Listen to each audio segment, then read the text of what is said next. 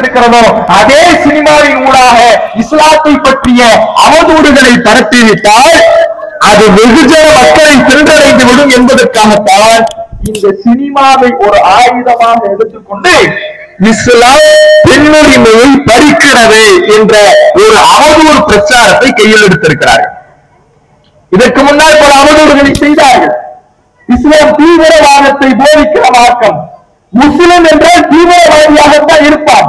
உன் பக்கத்தில் ஒருவன் தாடி வைத்து அமர்ந்திருந்தான் என்றால் அவன் சக மனிதன் அல்ல, உன்னோடு வாழுகின்ற அண்டை வீட்டுக்காரன் அல்ல, அவன் ஒரு தீவிரவாதி. அவனை எப்போதும் நீ உற்று நோக்கிக் கொண்டே இரு, அவனோடு நீ எச்சரிக்கையாக நடந்து கொண்டே இரு. சினிமாவின் மூலமாக பரப்பினார்கள். தாடி வைத்தாலே பார்க்கப்படுகின்ற பார்வை தீவிரவாதியாக பார்க்கப்படுற நிலையை சினிமா படங்கள் தான் பரப்புனுச்சு. ஒவ்வொரு காலகட்டத்திலையும் எம்ஜிஆர் சிவாஜி காலத்திலிருந்து ஒவ்வொரு காலகட்டத்திலையும் தீவிரவாதினா எப்படி இருப்பாருன்னா தாடி வச்சிருப்பார், ஒரு ஜிப்பா போட்டிருப்பார், ஒவ்வொரு கோட் ஒன்று போட்டிருப்பார், அவர் தான் தீவிரவாதி. தொழுது நெத்தி காட்சி போட்டிருக்கும், அவர் தான் தீவிரவாதி. இப்படிதான் ஆரம்ப காலத்தில் இருந்து சினிமாவில் பரப்புனார். இந்த அவதூறு பெரும் பகுதியாக வளம் வந்தது. எந்த அளவுக்கு வளம் வந்துச்சு? முஸ்லிம்கள் வீடு கேட்டால் வீடு பெறாத நிலையை பெரு நகரங்களில் ஏற்படுத்திச்சு. ஏன்னா ஆரம்பத்துல நம்ம சொன்ன மாதிரி இந்த சினிமா தமிழ் சமூகத்தினுடைய வாழ்வியலிலே கலந்த ஒன்றாக இருக்கிறதுனால இந்த அவதூறு வெகுஜன மக்களை போய் சென்றடைந்துச்சு. முஸ்லிம்கள் போய் ஒரு பெரு நகரங்கள்ல வீடு கேட்டாங்க, வீடு பெறாத ஒரு நிலை இருந்துச்சு. பக்கத்து வீட்டுல யாராவது முஸ்லீம் வாழ்ந்தாங்க, அவனை பற்றிய பார்வையும் அவனோடு நட்பு கொள்ளுகின்ற அந்த நட்பும் தூரமாக இருந்தது. இந்த ஒரு விஷயத்துல இந்த சினிமாவை பயன்படுத்தி தீவிரவாதம் முத்திரை பதிச்சார். ஆனால் அந்த அவதூறு காலப்போக்கிலே அப்படியே கரைந்து போனது. சென்னை வெள்ளம் போன்ற பெரும் வெள்ளம் ஏற்பட்ட பொழுதும், கடல் அலைகள் சுனாமியாக ஏற்பட்ட பொழுதும் இந்த அவதூறுகளை எல்லாம் அப்படியே அள்ளி அடித்து சென்று அந்த அவதூறு அப்படியே காணாமல் போனது. இன்றைக்கு விழிப்புணர்வு பெற்றவர்களாக சும்மா அதையே சொல்லிட்டு இருக்காங்க. முஸ்லிம் தீவிரவாதின்னு சொன்னால இப்ப சமீபத்தில் கூட அந்த விமர்சனத்தை முன்னிறுத்தி சில படங்களை எடுத்தார்கள். எடுத்து அதை வெளிப்படுத்தின போது மற்ற மக்கள், மாற்று மத சமூக மக்களை என்ன சொன்னாங்கன்னா, எத்தனை காலத்துக்கு தந்தை இப்படியே சொல்லுவீங்க? முஸ்லிம்னா தீவிரவாதி எத்தனை காலத்துக்கு சொன்னீங்க? அவன் தான் நமக்கு ரத்தம் கொடுக்குறான், நம்ம வெள்ளத்துல பாதிக்கப்பட்டு அவன் தான் வந்து சோறு போடுறான், அவன் தான் வந்து நம்ம காப்பாற்றுறான், சாக்கடை அவன் தான் அள்ளுறான், நமக்கு எல்லா விதமான ஏகத்தை அவன் தான் கொடுக்கிறான். அப்படி இருக்கிறவரை எவ்வளவு காலத்துக்கு நீ தீவிரவாதின்னு சொல்லுவ என்று அந்த அவதூறை பொய்யாக்குகிற வகையிலே மாற்று சமூக மக்களே விழிப்புணர்வு பெற்று விட்டார்கள். இப்ப அடுத்து எதை கையில் எடுக்கிறார்? அவர்கள் எடுத்த முதல் பொய் அடிவாங்கியவுடன் அடுத்த பொய்யை கையில் எடுக்கிறார்கள். இஸ்லாம் பெண்களை அடிமைப்படுத்துகிறது, பெண்களுடைய உரிமையை பறிக்கிறது. இஸ்லாத்தை நோக்கி எந்த பெண்களும் போயிடாதீங்க, இஸ்லாமியர்களாக மாறிவிடாதீர்கள், உங்களுடைய விருப்பத்துக்கு ஏற்ப நீங்க படிச்சு போனாலும் இஸ்லாத்தை அறிந்து நீங்கள் முஸ்லிம்களாக மாறினாலும் உங்களுக்கு எந்த விதமான உரிமையும் கிடைக்காது, உங்களுக்கு எந்த விதமான சுதந்திரமும் இருக்காது, உங்களை அடைத்து விடுவார்கள், உங்களுடைய திறமைகளை முடக்கி விடுவார்கள். இப்படி பரப்பினால் பெண்கள் இஸ்லாத்துக்கு வருவதை தடுத்து விடலாம் என்று பகல் காணுகிறார்கள். பொது மக்களிடத்துல, வெகுஜன மக்களிடத்துல இஸ்லாத்தை பற்றியான தவறான பார்வை ஏற்படுத்தி விடலாம் என்றும் பகல் கண்டு கொண்டிருக்கிறார்கள். அப்ப இஸ்லாம் பெண்களை பற்றி எப்படி பேசுகிறது? உண்மையில் இஸ்லாம் பெண்களை அடிமைப்படுத்துகிற மார்க்கமா? இஸ்லாத்தை போல பெண்களுக்கு உரிமையை, சுதந்திரத்தை, கண்ணியத்தை வழங்குகிற ஒரு மார்க்கத்தை, கொள்கையை இந்த உலகத்தில் காணவே முடியாது. அவ்வளவு அற்புதமாக பெண்களுடைய உரிமையை போற்றுகின்ற மார்க்கமாக இஸ்லாம் இருக்கிறது. கண்ணியத்தை மேலாக செய்கின்ற மார்க்கமாக இஸ்லாம் தான் இருக்கிறது.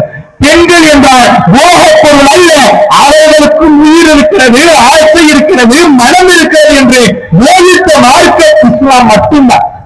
வேற எதுலையுமே அப்படி பார்க்க முடியாது. எந்த அளவுக்குன்னா ஒரே ஒரு செய்தி போதும். பெண்கள் என்றால் அவர்களை ஒரு போக பொருளாகத்தான் பார்த்து வந்தார்கள். பெண்கள் என்றால் அவர்களுக்கு எந்த உரிமையும் இல்லை என்றுதான் வைத்து வந்தார்கள். பெண்கள் ஆண்களுக்கு இன்பத்தை கொடுக்கின்ற ஒரு இயந்திரம். இப்படித்தான் பார்வை இருந்துச்சு.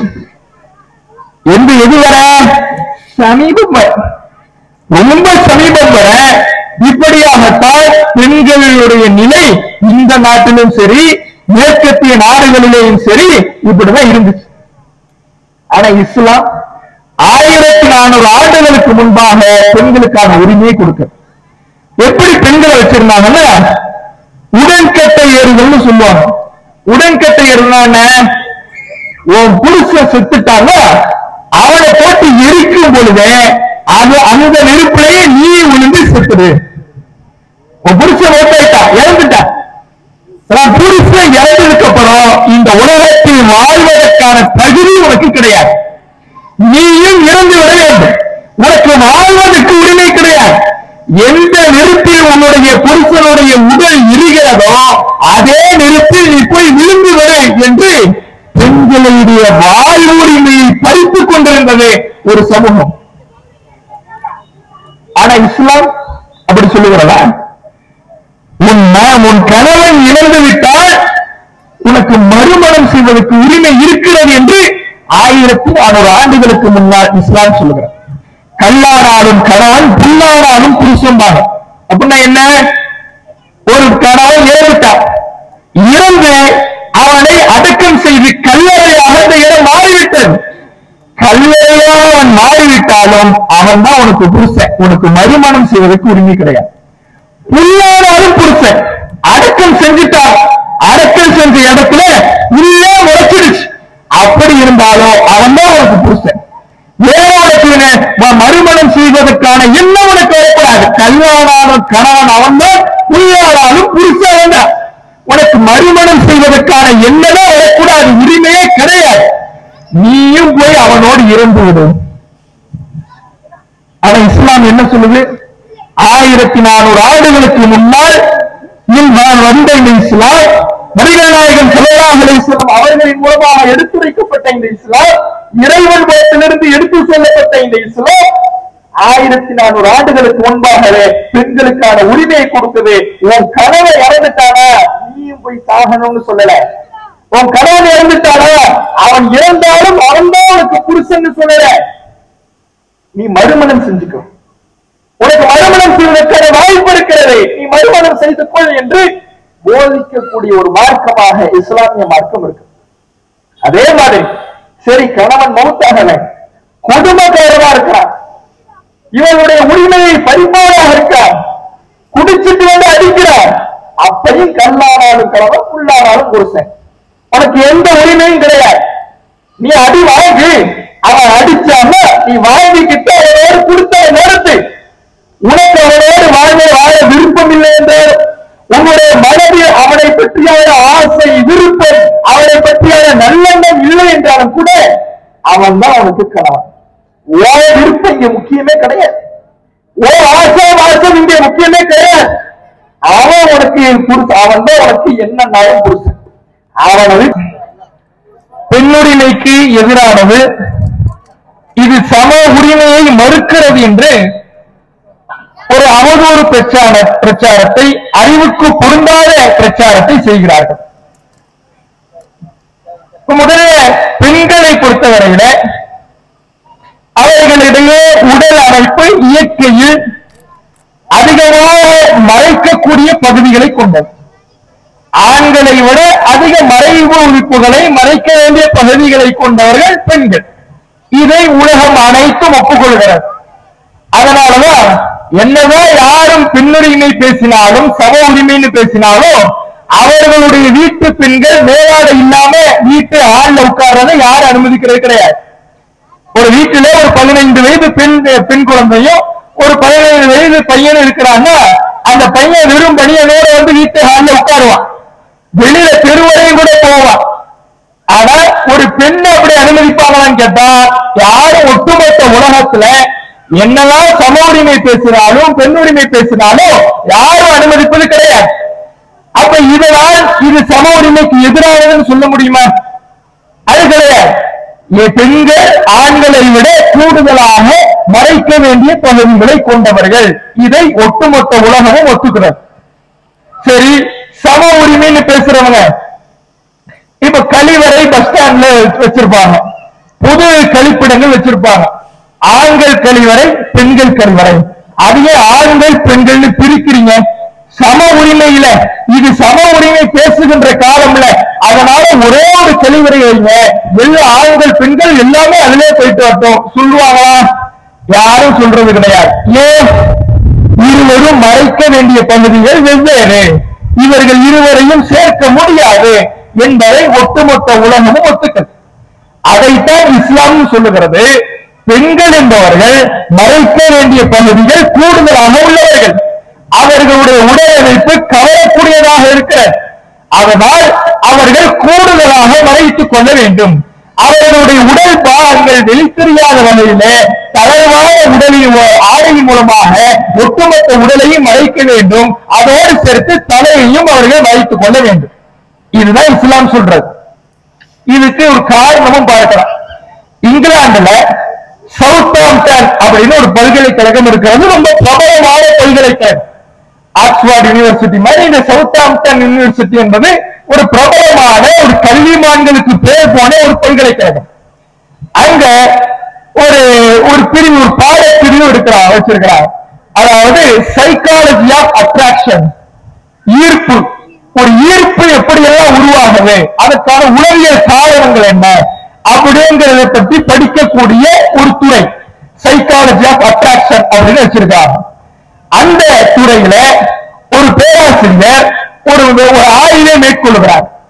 ஒரு ஆணுக்கு பெண்ணின் மீது எதனால் எல்லாம் ஈர்ப்பு ஏற்படுகிறது, ஒரு பெண்ணுக்கு ஆணின் மீது எதனால் எல்லாம் ஈர்ப்பு ஏற்படுகிறது.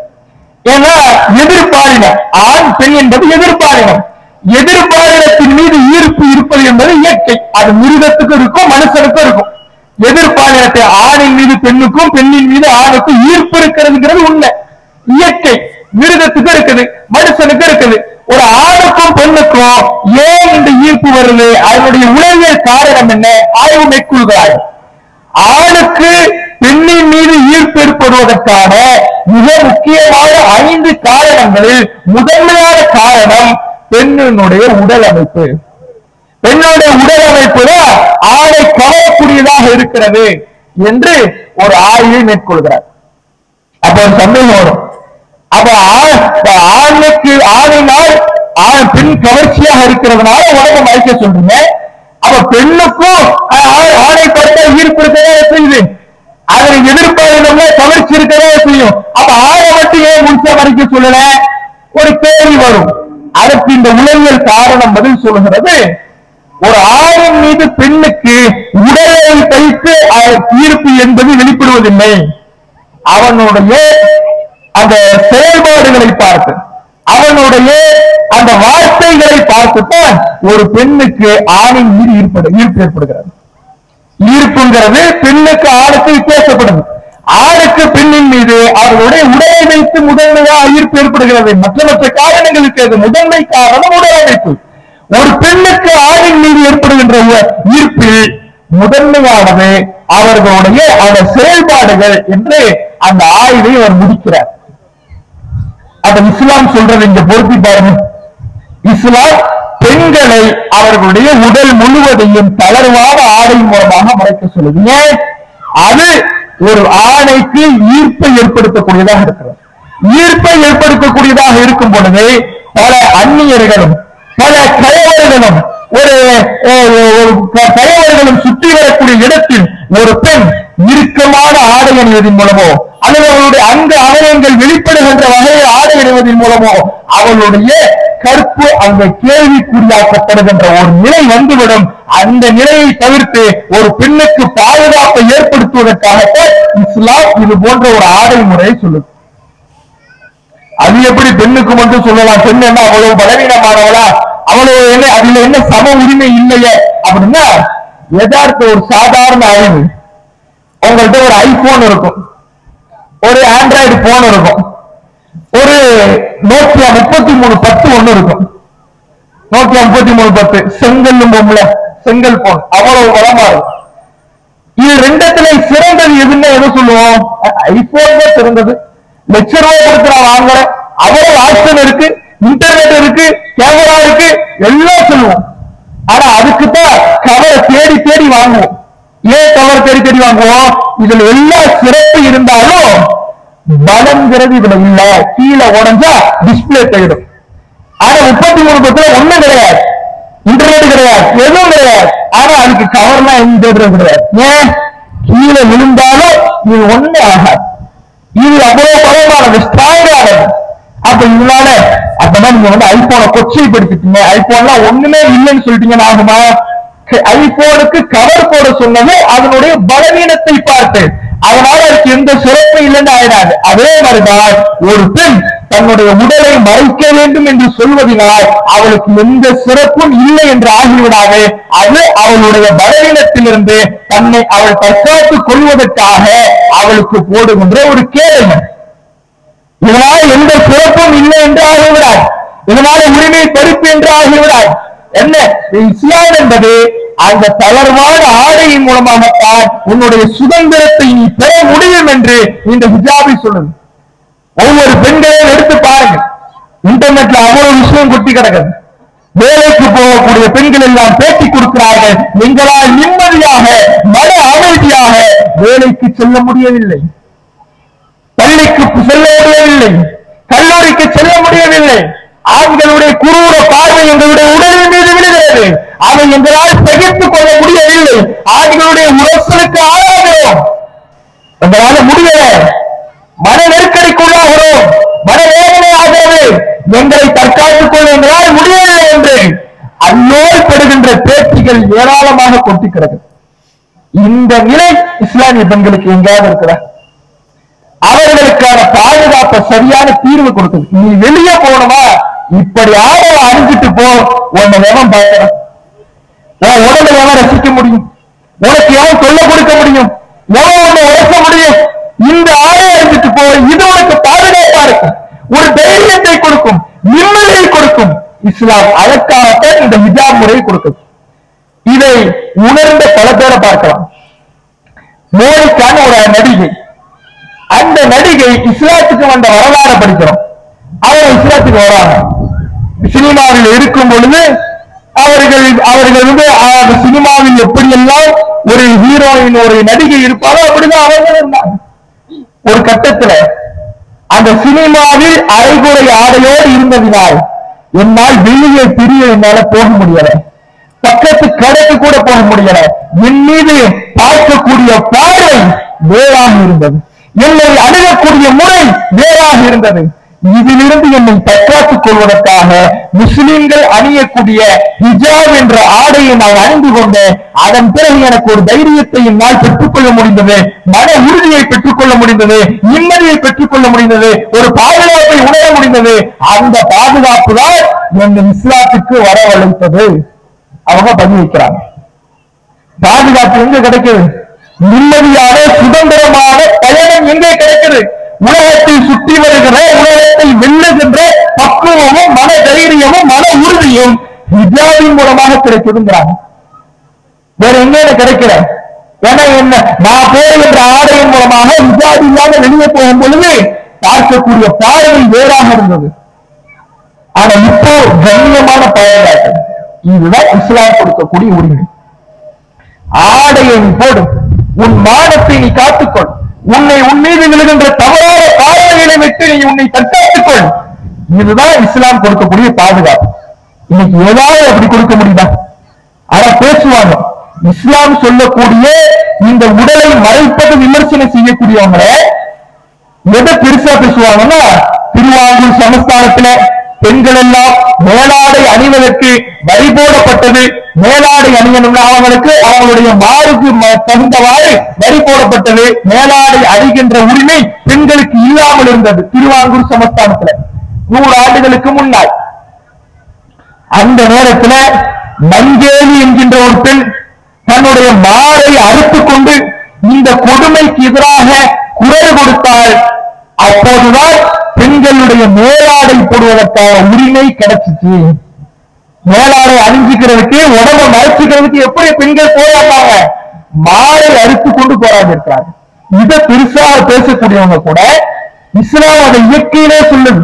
1400 ஆண்டுகளுக்கு முன்னால சொல்லுது, உடம்ப மறைச்சு இருக்கிறதா உனக்கு பாதுகாப்பு. இஸ்லாம் சொல்லுதுல, அதனால இது பெண்களுக்கு பாதுகாப்பு இல்லை. அதுக்கு பெருசா பேசுற அந்த பெண்கள் தன்னுடைய மேலாடை அணிந்து கொண்டு உடலை மறைத்துக் கொள்வதற்காக மாலை அறுத்துக் கொண்ட நிகழ்வை, திருவாங்கூர் சமஸ்தான நிகழ்வை பெருசாக பேசுகிறாய். அந்த பெண்ணை புரட்சி பெண்ணாக பார்க்கிறாய். அதே நிலையை இன்றைய முஸ்லிம் பெண்கள் கடைபிடித்தால், தன்னுடைய உடலை மறைத்துக் கொண்டால், தன்னுடைய அங்கு அவயங்களை கணவன் அல்லாத மற்ற அந்நிய ஆண்கள் ரசிக்க கூடாது என்று சுதந்திரமாக செயல்படுவதற்கு, தன்னுடைய மானத்தை தற்காத்துக் கொள்வதற்கு இஸ்லாமிய பெண்கள் செயல்பட்டால் பெண்களுடைய உரிமை இஸ்லாம் போல் பறிக்கிறது என்று அவதூறு பிரச்சாரம் செய்கிறார். அப்ப முறையற்ற சிந்தனை இங்கே வருதுன்னா ஒரே காரணம், இதுக்கு இஸ்லாம் இதனுடைய தீர்வை சொல்லுகிறது. இஸ்லாம் ஒண்ணுதான் காரணம். இஸ்லாத்தினுடைய சிறப்பு வெளிப்பட்டு விடக்கூடாது, இஸ்லாத்தினுடைய பிரச்சாரம் வெளிப்பட்டு விடக்கூடாது. இந்த ஒரு காரணத்துக்காகத்தான் இப்படியான அவதூறுகள் பரப்பப்படுவதை பார்க்கிறோம். அப்ப இந்த இஸ்லாம் என்பது இவ்வளவு கண்ணியமான ஆடையை கொடுக்கும். அதனால தலையெல்லாம் மறைக்க சொன்னிச்சே தவிர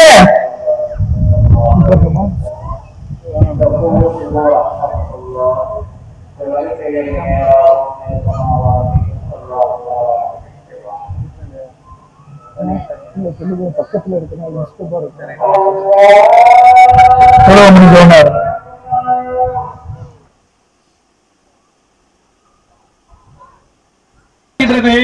மறுமணம் செய்வதற்கு தள்ளி போடுகின்ற காலத்தை கணக்கிடுவது. எத்தனை நாட்கள்? 3 மாசமோ அல்லது 4 மாதம் 10 நாள். 3 விவாகரத்து பெற்றவர்கள்னா 3 மாசம், கணவனை இழந்தவர்கள்னா 4 மாதம் 10 நாள். சரி, இந்த நேரத்தில் எப்படி இருக்கணும்? திருமணத்தை தூண்டுகின்ற பேச்சை பேசக்கூடாது, திருமண பேச்சில் ஈடுபடக்கூடாது, பெண் பேசக்கூடாது, அது கணவனை பேசக்கூடாது, அல்லது திருமணத்தை தூண்டுகின்ற அடையாளங்கள் அலங்காரங்கள் செய்து கொள்ளக்கூடாது. மற்றபடி அவங்க அந்த திருமணத்தை தூண்டுகின்ற காரியங்கள் இல்லாம அவங்க நடந்து கொள்ளலாம். எப்போதும் எப்படி இருக்க வேண்டுமோ அப்படி இருந்து கொள்ளலாம். சாதாரணமான பேச்சுக்களை எப்படி பேசலாமோ அப்படி பேசிக் கொள்ளலாம். வீட்டில் உள்ளவர்களோடு எப்படி பழகலாமோ அப்படி பழகிக் கொள்ளலாம். வெளியில் அவர்கள் சென்று கொள்ளலாம். ஒரு பெண் நபிகள் நாயகம் ஸல்லல்லாஹு அலைஹி வஸல்லம் அவர்களிடத்திலே கேட்கிறார்கள், அல்லாஹ்வுடைய தூதரே, நான் இதா இருக்கிறேன், நான் பொருளாதாரத்தை திரட்ட வேண்டும், நான் வெளியில் செல்லலாமா? தாராளமாக செல், போய் பொருளாதாரத்தை ஈட்டு, விறகு வெட்டு, வெளியிலே விற்பனை செய், சம்பாதி, நீ தர்மமும் செய், உனக்காகவும் செலவு செய்து கொள். நபிகள் நாயகம் ஸல்லல்லாஹு அலைஹி வஸல்லம் அவர்கள் சொல்லுகிறார்கள். ஆனா இன்று அந்த திரைப்படங்கள் எப்படி காட்டுறாங்கன்னா, இதான ஒரு குடும் சட்டம், வீட்டுல போட்டு பூட்டிடுவாங்க, ஒரு இருட்டறையில போட்டு அடைச்சிடுவாங்க, எந்த மனித வாடையும் இல்லாமல் ஆக்கி விடுவார்கள், பெற்ற பிள்ளைய கூட பார்க்காம ஆக்கிடுவாங்க என்று அந்த திரைப்படத்துல பரப்பக்கூடியதை பார்க்கிறோம். எவ்வளவு மோசமான கருத்துக்கள் இஸ்லாத்தில் இதெல்லாம் இருக்குதா? இஸ்லாமியர்கள் ஒன்றை தெளிவாக புரிந்து கொள்ள வேண்டும். இந்த விமர்சனங்களை எல்லாம் இந்த அயோக்கியர்கள், இந்த சங்பரிவாரங்கள் எதற்காக முன்வைக்கிறார்கள் என்றால், இஸ்லாத்திற்குள்ள எதற்காக மூக்கை நுழைக்கிறார்கள் என்றால், இஸ்லாமிய சட்டங்களை நீக்க வேண்டும் என்று எதற்காக துடிக்கிறார்கள் என்றால், இந்த இஸ்லாத்தின் மீதான காழ்ப்புணர்வு தான் அதற்கு காரணம். ஆனால் அதற்கு பகடைக்காயாக அவர்கள் ஆக்கிக் கொள்வது, இஸ்லாத்தில் இல்லாத காரியங்களை எந்த முஸ்லிம்கள் செய்கிறார்களோ அவர்களைத்தான் பகடைக்காய்களாக ஆக்கிக் கொள்கிறார்கள். இஸ்லாத்தில் இல்லாத காரியங்களை செய்யக்கூடிய முஸ்லிம்களை பார்க்கிறோம். இத்தாப் சட்டம் என்று இஸ்லாம் சொல்லாத சட்டங்களை பின்பற்றக்கூடியதை பார்க்கிறோம். ஹிஜாப் சட்டம் என்று இஸ்லாம் சொல்லாததை பின்பற்றக்கூடியவர்களை பார்க்கிறோம். இதையெல்லாம் தங்களுக்கான ஒரு பகடை காய்களாக ஆக்கிக் கொண்டு இஸ்லாத்தில் இருப்பதையும் நீக்கிவிடலாம் என்று துடிதுடித்துக் கொண்டிருக்கிறார்கள் ஒரு கூட்டம். எல்லாம் செய்யறது இந்த சில முஸ்லிம்கள். இஸ்லாம் என்றால் என்ன அதை முதல்ல தெரிஞ்சுங்க. இஸ்லாம் பெண்களை, இஸ்லாத்தை மட்டும் படித்தால், குர்ஆனை மட்டும் படித்தால், ஹதீஸ்களை மட்டும் படித்தால் அது பெண்களை போதிக்கின்ற, போற்றுகின்ற மார்க்கம், பெண் உரிமையை வழங்குகின்ற மார்க்கம், பெண்களை கண்ணியப்படுத்துகின்ற மார்க்கம், பெண்களை எந்த ஒரு மார்க்கமும் எந்த கொள்கையும் சொல்லாத அளவுக்கு கண்ணியத்தின் மேல் நிலையிலே கொண்டு போய் வைக்கின்ற ஒரு மார்க்கம். எல்லா ஒரு சமூகம், ஒரு கொள்கை ஒரு பெண்ணை எப்படி பார்த்து வந்தது என்றால், பெண் குழந்தை பிறப்பதையே துர்ச்சகுணமாக பார்த்து வந்தது, கெட்ட செய்தியாக பார்த்து வந்தது. பெண் என்றாலே அவள் ஒரு சகுனம் என்று பார்த்து வந்தது. ஆனால் இஸ்லாம் தான் சொன்னது, பெண் குழந்தை உனக்கு நற்செய்தி, நீ உன்னிடத்தில் இருக்கின்ற செல்வங்களிலேயே சிறந்த செல்வம் உன்னுடைய மனைவிதான் என்று சொன்னது. அவ்வளவு கண்ணியப்படுத்திய மார்க்கம். குர்ஆன் ஹதீஸ மட்டும் நாம செயல்படுத்தினா இந்த நிலை எல்லா முஸ்லிம்களிடத்திலேயும் வெளிப்படும். இந்த நிலை வெளிப்படுகின்ற பொழுது வெகுஜன மக்கள் இந்த இஸ்லாத்தினால் கவரப்படுவார்கள். ஆனா இன்றைக்கு இந்த இஸ்லாத்துல இல்லாத சில காரியங்கள் முஸ்லிம்கள் பின்பற்றலாம். குர்ஆன் ஹதீஸ் மட்டும்தான் மார்க்கம் என்று இல்லாமல் ஊர் வழக்கத்தின்படி தங்களுடைய திருமணங்களை தங்களுடைய செயல்பாடுகளை அமைத்துக் கொள்வது ஒரு புறம், மதுஹபுகளின் அடிப்படையில் தங்களுடைய மார்க்க சட்டங்களை தீர்மானிப்பது ஒரு புறம். அதற்கும் குர்ஆன் ஹதீஸுக்கு எந்த சம்பந்தமும் இல்லை. ஆனால் அதை அவர்கள் நடைமுறைப்படுத்துகிற பொழுது பொது மக்களால் பார்க்கப்படுகின்ற பார்வை இது இஸ்லாம், இஸ்லாமியர்களுடைய செயலில் இருக்கிறது, இஸ்லாமியர்களுடைய வாழ்வில் இருக்கிறது. இதை ஒரு விமர்சன பொருளாக நாம் எடுத்துக்கொண்டால் அது இஸ்லாத்தில் இல்லை என்றாலும் நாம் ஒரு அவதூறை பரப்புவதற்கு இது ஒரு வழியாக அமையும். அந்த வழியை பயன்படுத்தி ஒட்டுமொத்த இஸ்லாத்தையும் கொச்சைப்படுத்துவதற்கு நாம் ஒரு வாய்ப்பாக பயன்படுத்திக் கொள்ளலாம் என்று துடிதுடித்துக் கொண்டிருக்கிறார்கள். பாதை போட்டு கொடுக்கக்கூடியவர்கள் இஸ்லாத்தில் இல்லாத, வஹியை மட்டும் பின்பற்ற வேண்டும் என்ற கொள்கையில் இல்லாத, மதுஹபுகளின் அடிப்படையில மார்க்கத்தில் இல்லாத கருத்துக்களின் அடிப்படையிலே செல்லக்கூடியவர்களாக பார்க்கிறோம். முத்தலாக்குன்னு சொன்னாங்க, தலாக்கை நீக்கணும், தலாக் சட்டத்தை நீக்கணும்னு துடிச்சாங்கல்ல, இப்பயும் துடிச்சுக்கிட்டு இருக்கிறாங்கல்ல. எதனால வந்துச்சு? முத்தலாக்குன்னு ஒண்ணு இஸ்லாத்தில் இருந்துச்சா? நபிகள் நாயகம் ஸல்லல்லாஹு அலைஹி வஸல்லம் அவர்கள் சொல்லிக் கொடுத்த தலாக் முறை என்பது அற்புதமான தலாக் முறை. ஒவ்வொரு தலாக்குக்கும் கால இடைவேளை, ஒவ்வொரு தலாக்குக்கும் நீண்ட இடைவேளை. ஒரு தலாக் சொல்லிட்டியா 3 மாசம் காத்து இருக்கணும். 3 மாசத்துக்குள்ள சேர்ந்துக்கிறியா சேர்ந்துக்க, இல்லையா அதுக்கப்புறம் 3 மாசத்தை தாண்டிடுச்சுன்னா பிரிஞ்சிடு. நீ வேற திருமணம் செஞ்சுக்கிறியா, நீ வேற திருமணம் செஞ்சுக்கியா பிரிஞ்சுக்கோ. இல்ல 2 பேரும் திரும்ப சேர நினைக்கிறியா சேர்ந்துக்கோ. திரும்ப திருமணம் முடிச்சு சேர்ந்துக்க. திரும்ப பிரச்சனை வருதா திரும்ப பிரியா, 3 மாசம் காத்து. இப்படி தலாக் என்ற ஒரு முறையை அற்புதமாக சொல்லிக் கொடுக்கிற மார்க்கம் இஸ்லாமிய மார்க்கம். இஸ்லாமிய விவாகரத்து சட்டம் தான் சிறந்த சட்டம் என்று மாற்று மக்களால் போற்றப்படுகிற சட்டம். ஆனா எதை எப்படி வச்சு இதை எப்படி மாற்றி அமைச்சீங்க? முத்தலாக்குன்னு ஒண்ணு வைக்கிறது. தலாக் தலாக் தலாக் ஒரே நேரத்துல தலாக் சொன்னா ஒட்டுமொத்த திருமண பந்தம் பிரிஞ்சிடும். இத பார்த்தா நல்ல நமக்கு ஒரு சான்ஸ் கிடைச்சிடுச்சு, இதை எடுத்துக்கிட்டு ஒட்டுமொத்த தலாக் சட்டத்தையும் ஓச்சு விட்டுருவோம். அந்த அற்புதமான தலாக் சட்டத்தை வச்சு, விவாகரத்து சட்டத்தை வச்சு தானே பல பெண்களை கவருகிறார்கள். இந்த இஸ்லாம் பல பெண்களுடைய உள்ளத்தை போய் சென்றடைகிறது. அந்த தலாக் சட்டத்தை நம்ம கொச்சைப்படுத்துவதற்கு அற்புதமான வாய்ப்பா இதை வச்சிருக்கிறானே, இதை எடுக்கிறான். காரணம் யாரு? குர்ஆன் ஹதீஸை பின்பற்றினதுனால வந்துச்சா? குர்ஆன் ஹதீஸை விட்டுட்டு மனித கருத்துக்களின் வழியில் சென்றதினால் வந்தது. அப்ப முஸ்லிம்கள் ஒரு தெளிவை எடுத்துக்கொள்ள வேண்டும். இஸ்லாம் என்றால் குர்ஆன் ஹதீஸ் மட்டும்தான், அந்த வழியில் மட்டும்தான் நாங்கள் பயணிப்போம், அந்த கருத்துக்களை மட்டும் உள்வாங்குவோம், செயல்படுத்துவோம் என்று இருந்துவிட்டால் இந்த இஸ்லாம் விமர்சிக்கப்படுவதற்கு முனையளவு கூட வாய்ப்பே கிடையாது. இஸ்லாத்தில் இல்லாததையெல்லாம் நடைமுறைப்படுத்துகிற பொழுதுதான், அதற்கு ஒரு வாய்ப்பை ஏற்படுத்துகிற பொழுதெல்லாம் கண்டவர்களும் கண்ட அயோக்கியர்களும் விமர்சிப்பதற்கு அது ஒரு வாய்ப்பாக அமைந்து விடுகிறது. அதனால் முஸ்லிம்களுக்கு, ஜமாத்தார்களுக்கு ஒரு அழகான ஒரு அன்பான வேண்டுகோள் என்னன்னா, குர்ஆன் ஹதீஸ் அடிப்படையில் ஒன்று. அதான் அல்லாஹ் நமக்கு சொல்றான், இத்தபிஉ மா உன்ஸில இலைக்கும் மின் ரப்பிக்கும் வலா தத்தபிஉ மின் துனிஹி அவுலியா. உங்கள் ரப்பிடமிருந்து உங்களுக்கு எந்த செய்தி அருளப்பட்டதோ அந்த செய்தியை மட்டும் பின்பற்றுங்கள். நம்ம ரப்பிடமிருந்து நமக்கு அருளப்பட்ட செய்தி ஒன்று குர்ஆன், இன்னொன்று நபிமொழிகள். இதை மட்டும் பின்பற்றுங்க. வலா தத்தபிஉ மின் துனிஹி அவுலியா. அல்லாஹ்வுடைய மார்க்கத்துல சட்டம் இயற்றுகின்ற மற்ற பொறுப்பாளர்களை ஏற்படுத்திக்காதீங்க. நான் நபித்தோழரை பின்பற்றுறேன், இமாம்களை பின்பற்றுறேன், மதுஹபுகளை பின்பற்றுறேன், அவருடைய கருத்து இவருடைய கருத்து இதையெல்லாம் இஸ்லாமா பின்பற்றுன்னு நீங்க பின்பற்றாதீர்கள். இது இறைவனுக்கு அல்லாஹ்வுக்கு சொந்தமான மார்க்கம். அல்லாஹ் ரப்பல் ஆலமீன் நம்மை சொல்லுகிறான், நமக்கு அழைப்பு விடுக்கிறான், ஒரு கொள்கை தெளிவை கொடுக்கிறான்.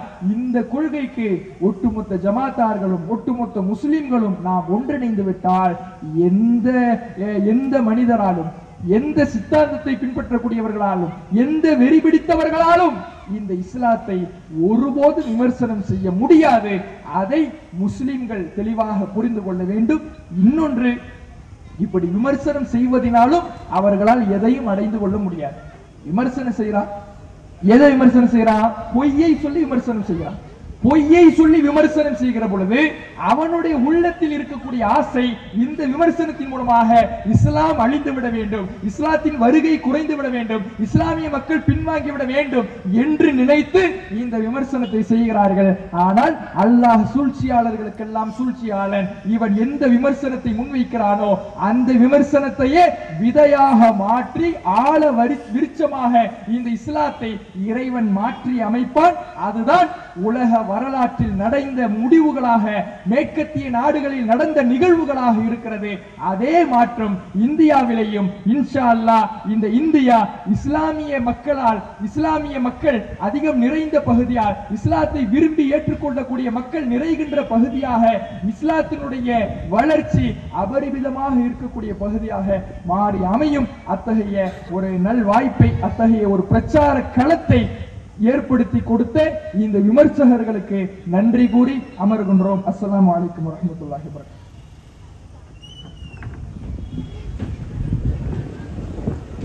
அடுத்ததாக தீர்மானங்கள் வாசிக்கப்படும்.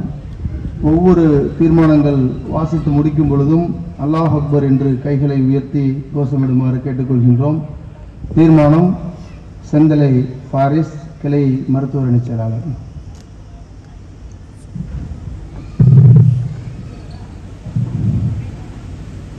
அஸ்ஸலாமு அலைக்கும் வரஹ்மத்துல்லாஹி வபரகாத்துஹு.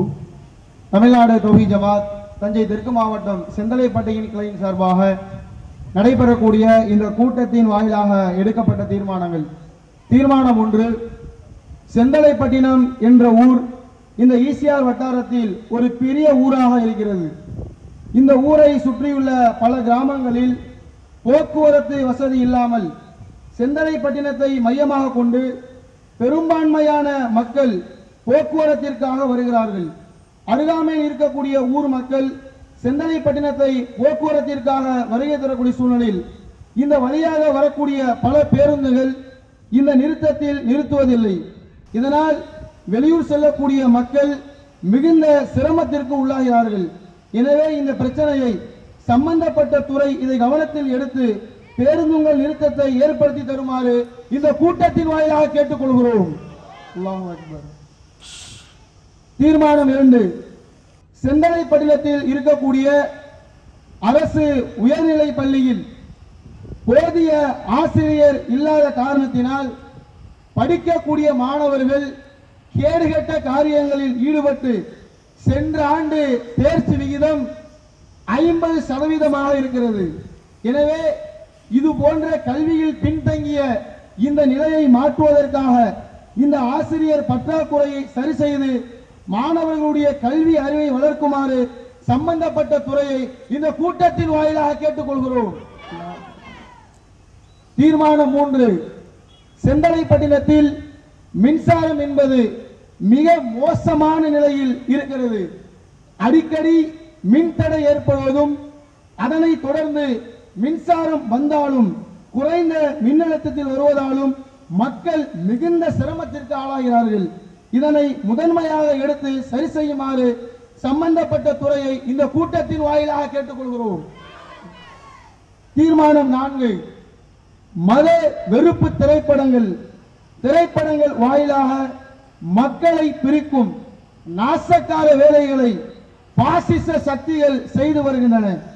உண்மைக்கு மாற்றமான கற்பனை கலைகளை வைத்து மக்கள் உள்ளங்களில் நஞ்சை விதைக்க ஒருபோதும் நாங்கள் இடம் தர மாட்டோம் என்று இந்த கூட்டத்தின் வாயிலாக தெரிவித்துக் கொள்கிறோம். அஸ்ஸலாமு அலைக்கும் வரஹ்மத்துல்லாஹி வபரகாத்துஹு.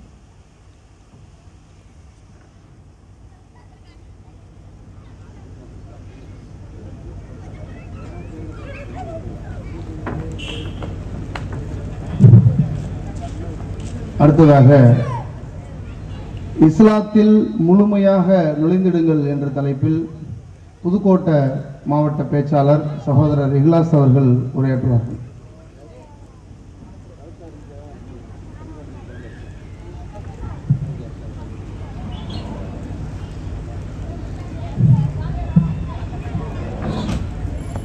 அஸ்ஸலாமு அலைக்கும் வரஹ்மத்துல்லாஹி வபரகாத்துஹு. إن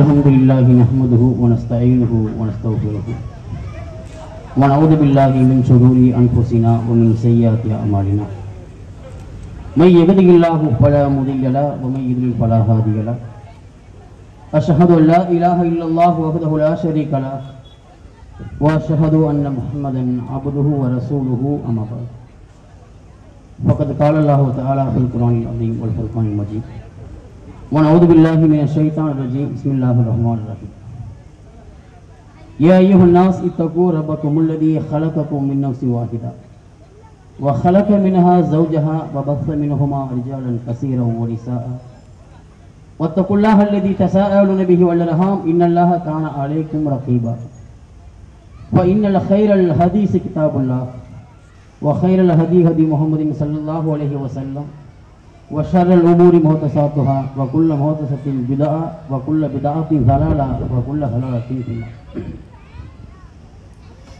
சர்வ புகழும் ஏகவல்ல அல்லாஹுக்கே உரிதாகட்டும் என்று சொல்லி அவனுடைய சாந்தியும் சமாதானமும் நாம் உயிரினும் மேலாக மதிக்கக்கூடிய நபிகள் நாயகம் ஸல்லல்லாஹு அலைஹி வஸல்லம் அவர்களின் மீது அன்னவர்களுடைய சொல் செயல் அங்கீகாரங்கள் அனைத்தையும் தனது வாழ்க்கை நெறியாக ஏற்று நடந்த நபித்தோழர்கள் உத்தம சத்திய சஹாபாக்கள் சஹாபிய பெண்மணிகள் தாபியன்கள் தபோ தாபியன்கள் மீதும்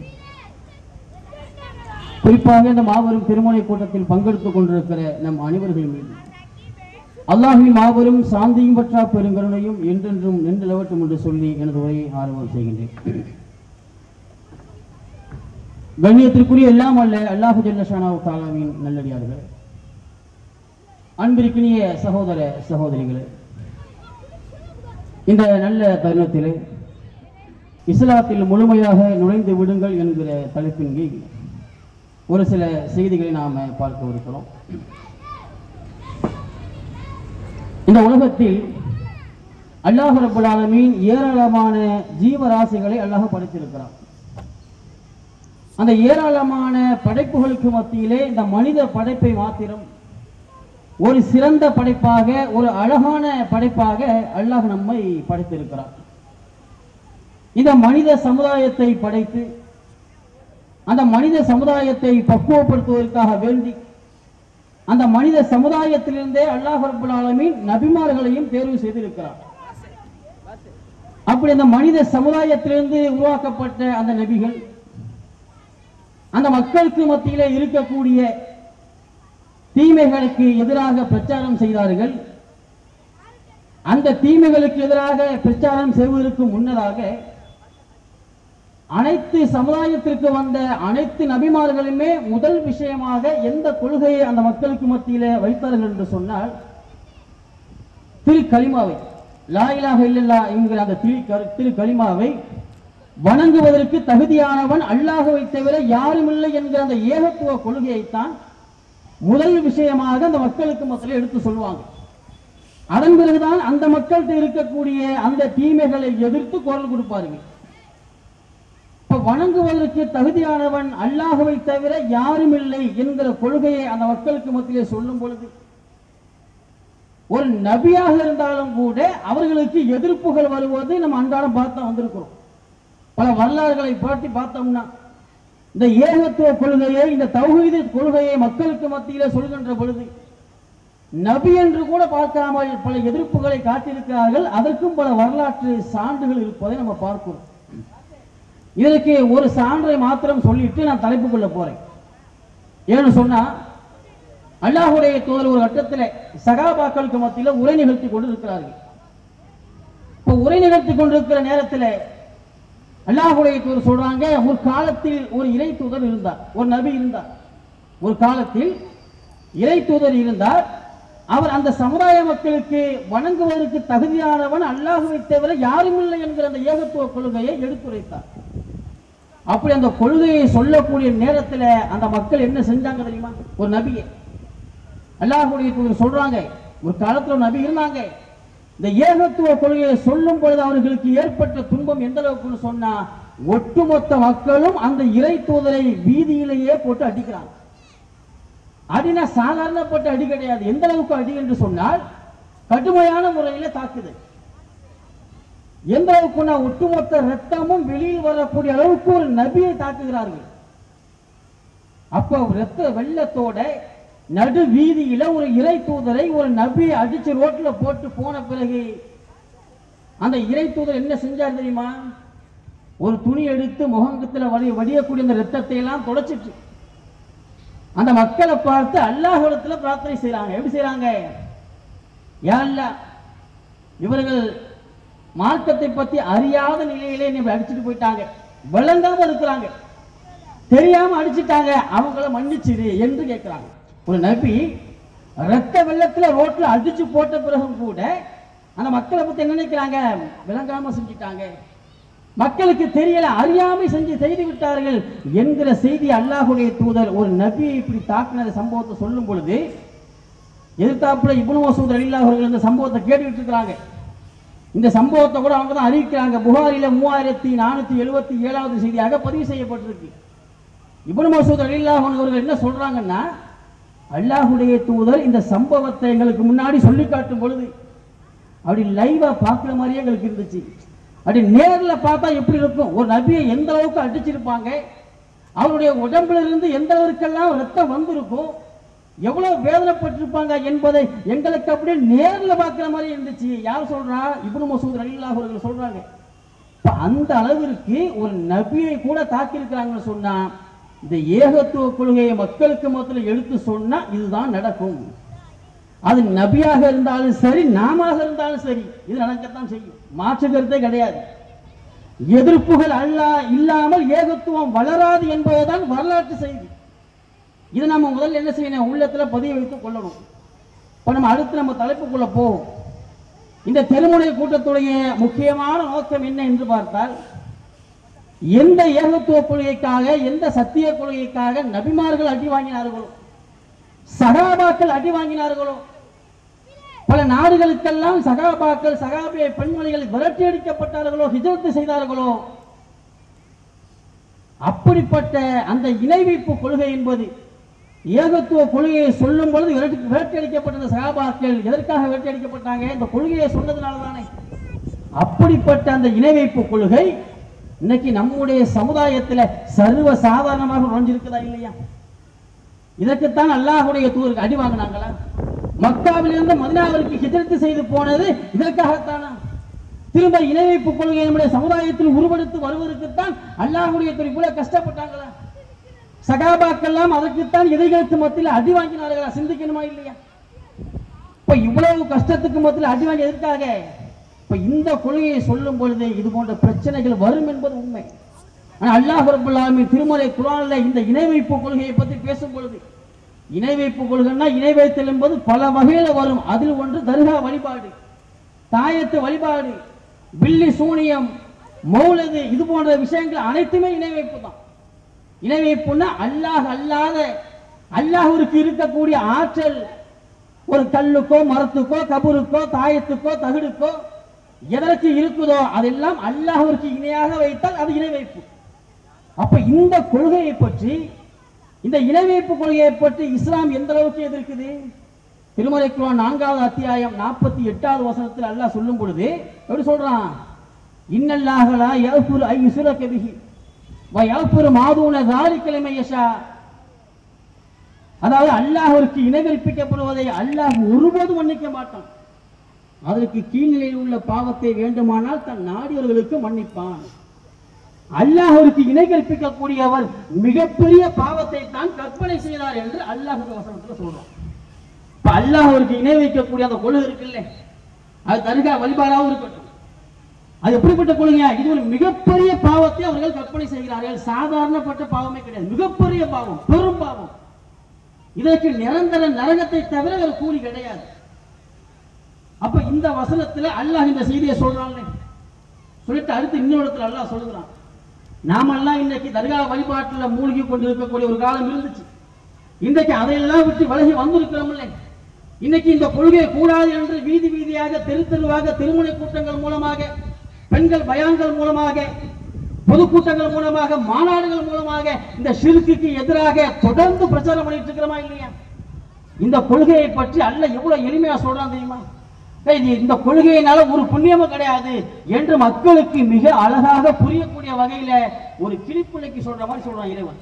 இது எவ்வளவு பெரிய மோசமான ஒரு கொள்கை, இது இஸ்லாத்துல வரவே கூடாது என்பதற்கு மிக அழகாக அல்லாஹ் ரப்பல் ஆலமீன் சொல்றான். 7வது அத்தியாயம் 194வது வசனத்துல எந்த அளவுக்கு சொல்றான்?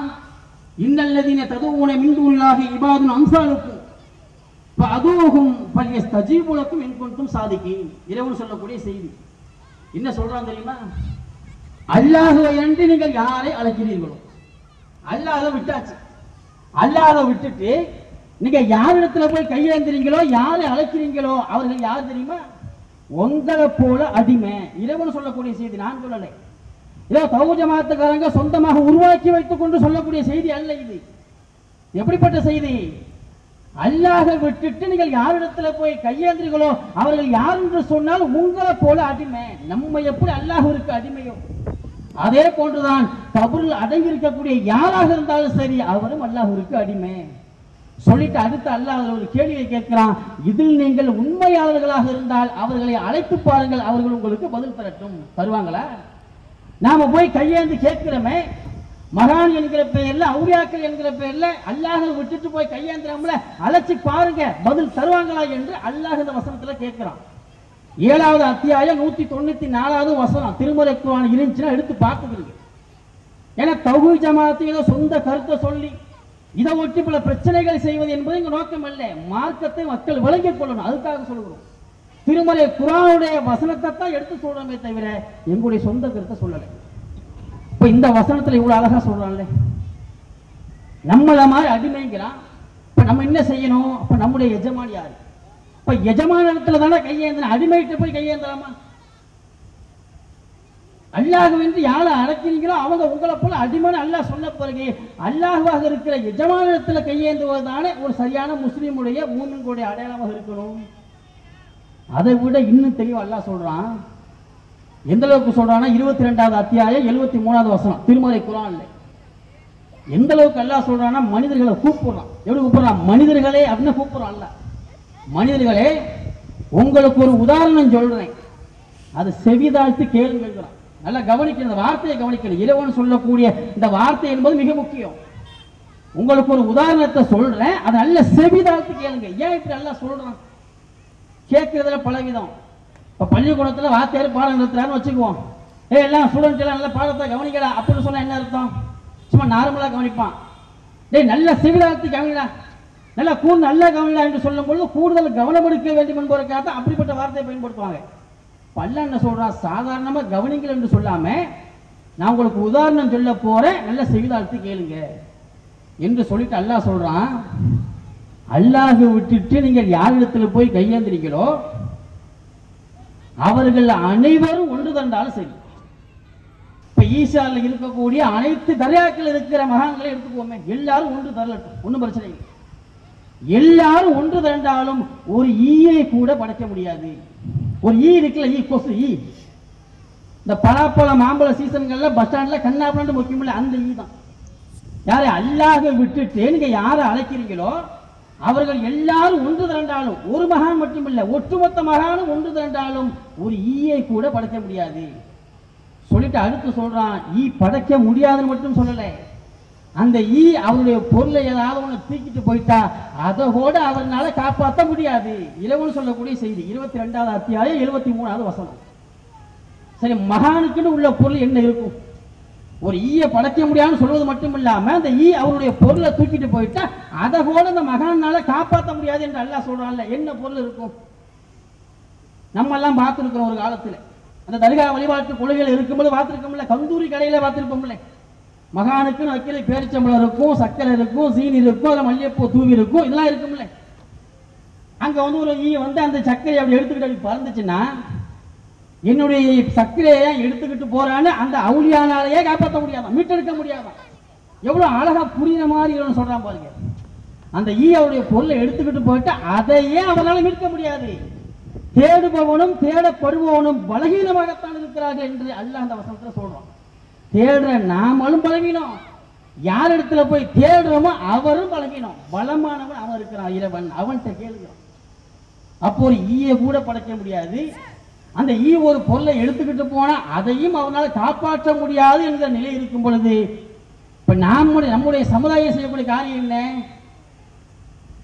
பெரிய பெரிய விஷயங்கள் எல்லாம் மகாநகரத்தில் கேட்கக்கூடிய அளவுக்கு உருவாகி இருக்கிறாங்களா இல்லையா? ஈயே படைக்க முடியாது இருக்கும் பொழுது வேற எதை செய்ய முடியும் அவனால? அதான் அல்லாஹ் சொல்றான். ஒரு உதாரணத்தை சொல்ற, நல்ல காது கொடுத்து கேளு, நல்ல செவிதாத்து கேளு, இதை கூட அந்த மகானால செய்ய முடியாது என்று அல்லாஹ் இவ்வளவு தெளிவாக விளக்கிறான்னு சொன்னா இந்த வசனங்களை எல்லாம் சிந்திக்கணுமா இல்லையா?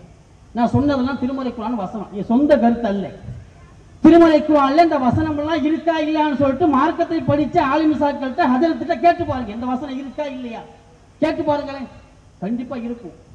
ஆனா இந்த வசனங்களை எல்லாம் ஜும்மாவுடைய மேலைகள் எல்லாம் அவங்க சொல்ல மாட்டாங்க. சொன்னா கேள்வி வரும். ஏன் சொல்ல மாட்டாங்க? சொன்னா கேள்வி வரும்ல. என்ன ஜெயத்து பயான் பண்ணிய ஒரு ஈய கூட பழக்க முடியாதுன்னு சொல்றீங்க, மற்றவங்களும் எனக்கு ஒரு குழந்தைய கொடுங்கிறாங்க, வறுமையை போக்குங்கிறாங்க, குறைகளை நீக்குங்கன்னு கையேந்துறாங்க. நீங்க என்னன்னா ஒரு ஈய கூட பழக்க முடியாதுன்னு சொல்லிட்டீங்களே என்று ஒரு கேள்வி வந்துவிடும் என்பதற்காக இது போன்ற விஷயங்களை எந்த முறையிலும் பேச மாட்டாங்க. இந்த வசனம் எல்லாம் தவ்வு ஜமாத்தை இருக்கக்கூடிய பேச்சாளர்கள்ட்ட மட்டும்தான் இது போன்ற வசனங்களை பார்க்க முடியும். அப்ப இந்த வசனங்கள் சிந்திக்கணுமா இல்லையா? ஒவ்வொரு வசனங்களையும் சிந்திக்கணுமா? மனிதர்களுக்கு அதுக்குன்னு வழங்கி இருக்கிறார் இறைவன். இந்த திருமலை குர்ஆனை மனித சமுதாயத்திற்கு வழங்கியது எதற்கு? ஹுதல் லின்னாஸ், நமக்கு நேர் வழிகாட்டுவதற்காக வழங்கி இருக்கிறானா இல்லையா?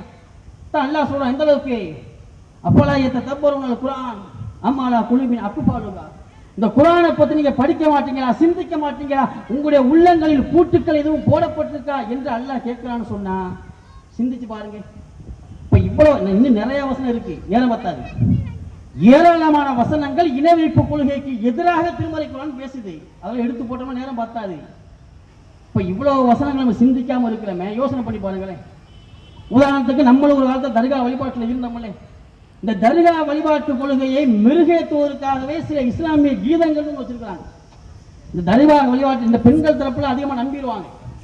சாதாரணமா சொல்வதை விட ஒரு பாட்டு மூலமாக, ஒரு கீதங்கள் மூலமாக, ஒரு இசையின் மூலமாக சொல்லும் பொழுது மக்களுக்கு மத்தியில் நம்பிக்கை திணிஞ்சிடும். குறிப்பாக பெண்களாக இருக்கக்கூடியவங்க அப்படி நல்லா ஏமாந்துடுறாங்க. எப்படி ஏமாந்துடுறாங்க?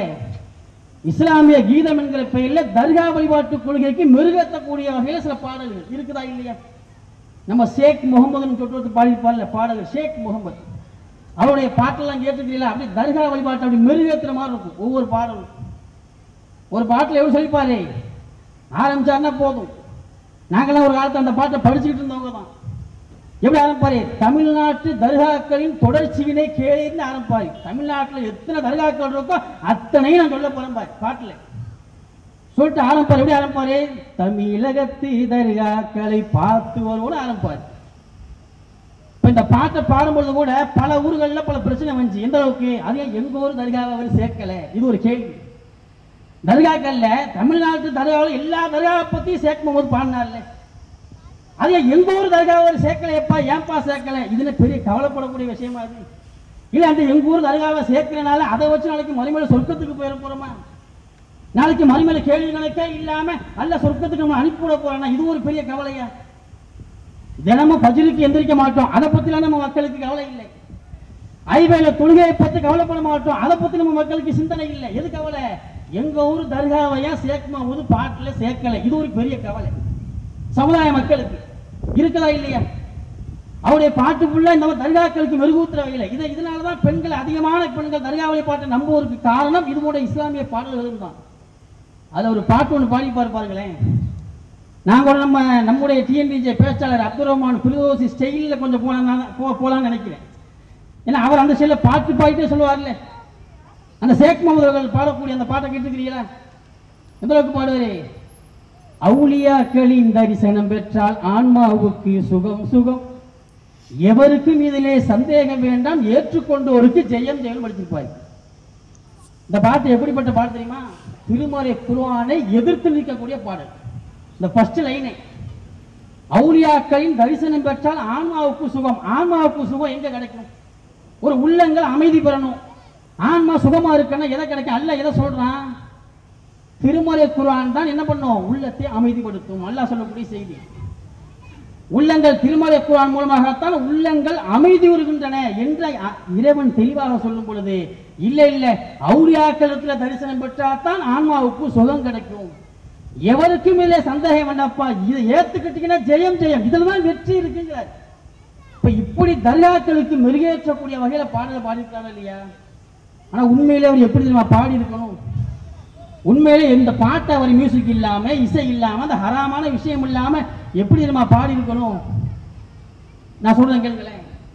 அவுலியாக்களின் தரிசனம் பெற்றால் நரக படுகொலி வரும் வரும் இப்படிதான் படிக்கணும். ஆன்மாவுக்கு சுகம் வராது. அவுலியாக்களின் தரிசனம் பெற்றா ஆன்மாவுக்கு சுகம் கிடைக்குமா? நரக படுகொலி வருமா? சிந்திச்சு பாருங்க. கண்டிப்பாக நரக படுகொலியை தவிர எந்த கூலியும் கிடையாது. கபூர்லையும் கடுமையான வேதனை இருக்குது. அது படுகொலிகளும் படுகொலியாக இருக்கும். கபூர் வாழ்க்கை இந்த இணை வைப்பு கொள்கையில நீடிச்சிட்டு மரணத்தை தள்ளிவிட்டோம்னு சொன்னா கடுமையான தண்டனை இருக்கு. கபூர்ல மறுமையிலையும் படுகொலியான வாழ்க்கை தான் இருக்குது. இப்ப இப்படி அவர் படிச்சிருக்கலாம்ல. இப்படி படிச்சிருந்தாலும் சொன்னா அவருக்கும் அல்லாஹ் நேர்வழி காட்டிருப்பானா இல்லையா? ஆனா இது போன்ற விஷயங்கள்ல இதெல்லாம் பாடி பாடிதான் மகான்கள் இடத்துல போய் கையேந்தக்கூடிய அளவுக்கு மக்கள் இருக்கிறாங்க.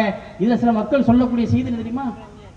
நாங்க என்ன தர்காக்கள்ல போய் அந்த வந்து துவாவா கேட்கிறோம், அவற்றை போய் என்ன அதை கூட இலக்குள்ள நான் கேட்கிறோம். நாங்க ஜியாரத்து செய்ய எவ்வளவு போறோம். நம்ம மக்கள் சொல்லக்கூடிய செய்தி ஜியாரத்து செய்வது தப்பா? தௌஹீத் ஜமாஅத்துக்காரன் ஜியாரத்து செய்வதை தப்புறான்ப்பா. எப்படிப்பா தப்பாகும்? நம்ம அப்படி சொல்லவே இல்லை. சொல்லாதது ஏன் சொல்லி ஜியாரத்து செய்ய சொல்லி தான் நம்மளும் சொல்றோம். அந்த ஜியாரத்தை எப்படி செய்யணும்? அதுதானே இப்ப பஞ்சாயத்து இருக்குது. ஜியாரத்துன்னு சொன்னா எது ஜியாரத்து? கபூர்களை அல்லாஹ்வுடைய தூதர் ஜியாரத்து செய்ய சொன்னாங்களே தவிர கல்லறைகளை ஜியாரத்து செய்ய சொல்லி சொல்லவே இல்லை. ஜியாரத்துடைய நோக்கம் என்ன? முதல்ல அதை விளங்கணுமா இல்லையா? ஜியாரத்துடைய நோக்கத்தை விளங்கணும்னா மிக தெளிவாக நம்ம விளங்கிறோம். நாங்க தர்காவில் கையேந்தல, அவங்களுடைய எதை கேட்கல, ஜியாரத்து செய்யத்தான் போறோம் என்று சொல்லக்கூடியவங்க ஜியாரத்து எதற்காக அல்லாஹ்வுடைய தூதர் செய்ய சொன்னாங்க? மையவாடிக்கு போங்க. இந்த செந்தலைப்பட்டு ஒரு மையவாடி இருக்குல்ல, அந்த மையவாடிக்கு நம்ம போகணுமா? அல்லாஹ் கொடுத்து அப்படிதான் வழிகாட்டி இருக்கிறாங்க. மையவாடிக்கு வைத்தாங்கரைக்கு போங்க.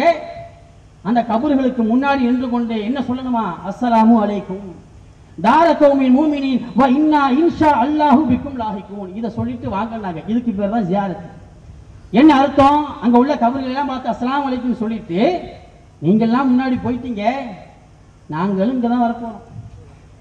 என்ன இன்ஷா அல்லாஹ் நாங்களும் இங்கதான் வரப்போறோம் என்று அந்த மரண சிந்தனையையும் மறுமையுடைய பயத்தையும் ஏற்படுத்திட்டு வருவதுதான் ஜியாரத்துடைய நோக்கமே தவிர அங்க போய் கையேந்திரத்துக்கு பேர் ஜியாரத்து இல்லையே. அந்த ஜியாரத்து எங்க போய் நண்டா வரும்? மையவாடியில போய் நண்டா தான் வரும். மகான் இருக்கக்கூடிய தர்காவில் போய் நண்டா அந்த எண்ணம் வராது. தர்காக்கள்ல வந்து நண்டா அந்த எண்ணம் வருமா? அங்க இருக்கக்கூடிய அந்த ஊதுபத்தி வாடை, சந்தன வாடை, இது போன்ற வாடைகள் எல்லாம் பார்க்கும் பொழுது ஜியாரத் அங்க மரண சிந்தனை வருதா? நமக்கு வரலையே. தந்தூரி போன்ற விழாக்கள் நடக்கும் பொழுது டோட்டலா அந்த சிந்தனை அவுட் ஆகுது. எங்க ஜியாரத் இங்க? அப்ப ஜியாரத் என்பது பொய். இப்ப ஜியாரத் என்று சொன்னால் மரண பயம் வரணும், மர்ம சிந்தனை வரணும். அதுக்கு தான் ஜியாரத். அதுக்கு தான் கபர்களை போய் சந்திச்சுன்னாங்க.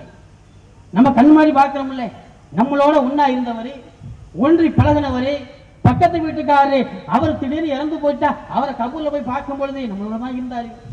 நீங்க முன்னாடி போயிட்டீங்க, நாங்களும் இங்க வரத்தான் போறோம் என்பதை நினைவுபடுத்திக்கிட்டு வருவதற்கு பேர் தான் ஜியாரத்தை தவிர அங்க போய் கையேந்தி பிரார்த்தனை செய்வது ஜியாரத்து கிடையாது. விளங்காம இருக்காங்க மக்கள்.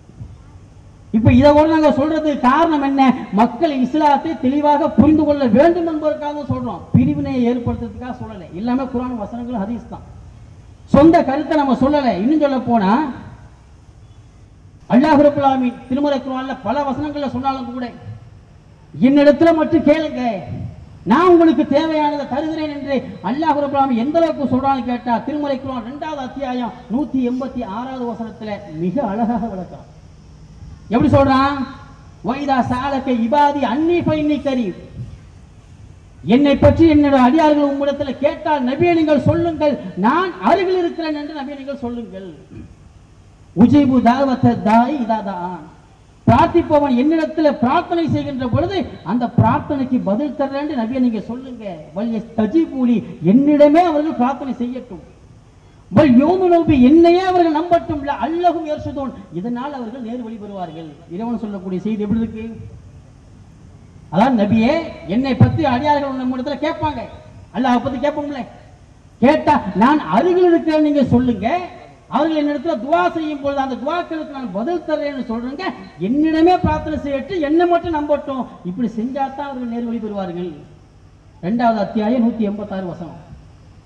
சரி, அருகில் இருக்கிறான்னு சொன்னால எந்த அளவுக்கு அருகில் அல்லாஹ் இருக்கிறான் தெரியுமா? இன்னொரு வசனத்தில் அல்லாஹ் சொல்லும் பொழுது பிடரி நரம்பை விட நெருக்கத்தில் இருக்கிறாங்க. இறைவன் பிடரி நரம்பை விட நெருக்கத்தில் அல்லாஹ் ரப்பல் ஆலமீன் இருக்கிறான் என்று திருமறை குர்ஆன்ல இறைவன் நமக்கு சொல்றான். அப்ப பிடரி நரம்பை விட நெருக்கத்தில் இருக்கிற அல்லாஹ்விடத்துல கேட்பது சரியாக இருக்குமா? அல்ல இங்க இருந்துகிட்டு பாக்தாதுல இருக்கிற முஹிதீன் ஆண்டவரே என்று கூப்பிடுவது சரியாக இருக்குமா? பிடரி நரம்பை விட நெருக்கத்தில் இருக்கிற இறைவனை அழைப்பது சரியாக இருக்குமா? அல்லது நாகூர்ல இருக்கக்கூடிய சாகுல் ஹமீது பாஷாவை அழைப்பது சரியாக இருக்குமா? இங்கிருந்து அவருக்கு கேட்குமா? அப்படி கேட்குமோ நம்புறதா இருந்தா அல்லாஹுக்கு நேராக அந்த இணை வச்சிட்டோமா இல்லையா? நம்ம சொல்றது அல்லாஹுக்கும் கேட்கும், நாகூர்ல இருக்கிற மகானுக்கும் கேட்கும்னா அல்லாஹுக்கு இணையாக அவரை கொண்டாந்து வச்சிட்டோமா இல்லையா? யோசனை பண்ணி பாருங்க. அப்ப இந்த ஆற்றல் அவர்களுக்கு உண்டா? இப்ப எல்லாரும் ஒரு நேரத்தில் துவா செய்வாங்க. யார்கிட்ட? அல்லாஹ்விடத்துல. ஒரு ஜும்மா உரை நடக்கும், அல்லது பெரிய தொழுகை நடந்து முடிஞ்சா கூட எல்லாரும் அவங்கவுங்க தேவைகளை தனித்தனியாக துவா செய்யறாங்கல்ல. இது அனைத்தையும் தனித்தனியாக அறியக்கூடிய ஆற்றல் அல்லாஹ் ஒருத்தனுக்கு தான் இருக்குது. ஒரு பெரிய கந்தூரி விழாவுல மகாநலத்துல எல்லாரும் கையேந்தி பிரார்த்தனை செய்யும் பொழுது யார் யார் என்னென்ன கேட்டாங்கன்னு பிரிச்சு பிரிச்சு அறியக்கூடிய ஆற்றல் அந்த அவுலியாவுக்கு இருக்கா? அப்படி இருக்கும்னு சொன்னா அல்லாஹ்வும் அவுலியாவும் ஒண்ணா? அதான இணைக்கிறோம். அந்த ஆற்றல் உங்களுக்கு கிடையாது. இப்ப இதைத்தான் காலங்காலமாக நம்ம விளக்கி கொண்டே இருக்கிறோம். இன்னமும் மக்கள் அதிலிருந்து வெளியே வராம இருக்கிறாங்க. இன்னும் பல மக்கள் நம்மள அந்த கொள்கையில இருந்து ஊறி போய் தான் இருந்திருக்கிறோம். இப்ப அடுத்து வரக்கூடிய ஹஜ்ஜி பெருநாள் கேள்விப்பட்டிருக்கோம்ல? ஹஜ்ஜி பெருநாள். ஹஜ்ஜி பெருநாள் முக்கியமான நோக்கம் என்ன? இப்ராஹிம் நபியுடைய தியாகத்தை பத்தி பேசுறோம்ல. இன்னைக்கு நாம என்ன கொள்கையை மக்களுக்கு மத்தியில் எடுத்து சொல்லிட்டு இருக்கிறோமோ அந்த கொள்கையை தான் இப்ராஹிம் நபி அவர்கள் உடைச்சு பேசினாங்க. நம்மளாவது நார்மலா சொல்றோம். இப்ராஹிம் நபி அவர்கள் இணை வைப்பு கொள்கைக்கு எதிராக கடுமையான போக்கை தான் மேற்கொண்டார்கள். கடுமையான பிரச்சாரம், கடுமையான முறையில் அந்த மக்களுக்கு மத்தியில் உரை நிகழ்த்தினார்கள். தனி ஒரு மனிதனாக இருந்து கொண்டு. யார்? இப்ராஹிம் நபி அவர்கள். எப்படிப்பட்ட பிரச்சாரம்? அவங்க சொல்லக்கூடிய வார்த்தையை பற்றி எல்லாம் சொல்றான். திருமறை குர்ஆன் 21வது அத்தியாயம் 67வது வசனத்துல இப்ராஹிம் நபி அவர்கள் எந்த அளவிற்கு அந்த மக்களிடத்துல கடுமையாக பேசினார்கள் என்பதை பற்றி சொல்லும் பொழுது அல்லாஹ் அந்த வசனத்துல சொல்றான். எப்படி சொல்றான்? உப்பில்லக்கும் வலிமா தகுதுன மின்தூணி இல்ல, அல்லாஹ்வை வணங்குவதற்கும் உங்களுக்கும் கேவலம் தான் ஏற்படும் என்று இப்ராஹிம் நபி பிரச்சாரம் செய்கிறார். எப்படி? அல்லாஹ் விட்டுட்டு நீங்க வணங்குறீங்களே அதற்கும் உங்களுக்கும் கேவலம் தான் என்று சொல்லிட்டு அவங்க சொல்றாங்க. எந்த அளவுக்கு சொல்றாங்க? அப்பலா தரிக்கணும், விளங்கவே மாட்டீங்களா நீங்க? திருந்தவே மாட்டீங்களா நீங்க? யாரு? இப்ராஹிம் நபி கடுமையான முறையில் அல்லாஹ் விட்டுட்டு அல்லாஹ் வந்து நீங்க யாரை வணங்குறீங்களோ அவங்களுக்கும் உங்களுக்கு கேவலம் தான் ஏற்படும் என்று இப்ராஹிம் நபி கடுமையான போக்கை மேற்கொண்டிருக்கிறாங்களா இல்லையா? எப்படிப்பட்ட இப்ராஹிம் நபியுடைய பிரச்சாரம்? ஏகத்துவ கொள்கையின் தந்தைன்னு சொல்லுவோம். இந்த தௌஹீது கொள்கையை எந்த ஒரு தெய்வதாட்சியம் என்று எடுத்து வைத்தவர்கள் இப்ராஹிம் அலைஹிஸ்ஸலாம் அவர்கள். அவங்க மாதிரி நம்ம சொல்லவே முடியாது. நம்ம எல்லாம் ரொம்ப அமைதியா அழகான முறையில் மக்களுக்கு புரியுமா தெளிவா சொல்லிட்டு இருக்கிறோம். இப்ராஹிம் நபி புரியுற மாதிரி சொன்னாங்க. எப்படி சொன்னாங்க? ரொம்ப ஹார்டா சொன்னாங்க. கடுமையான முறையில் போக்க மேற்கொண்டாங்க. அவங்களுக்கு கடும் கோபத்தை எல்லாம் ஏற்படுத்திச்சு அந்த மக்களுக்கு.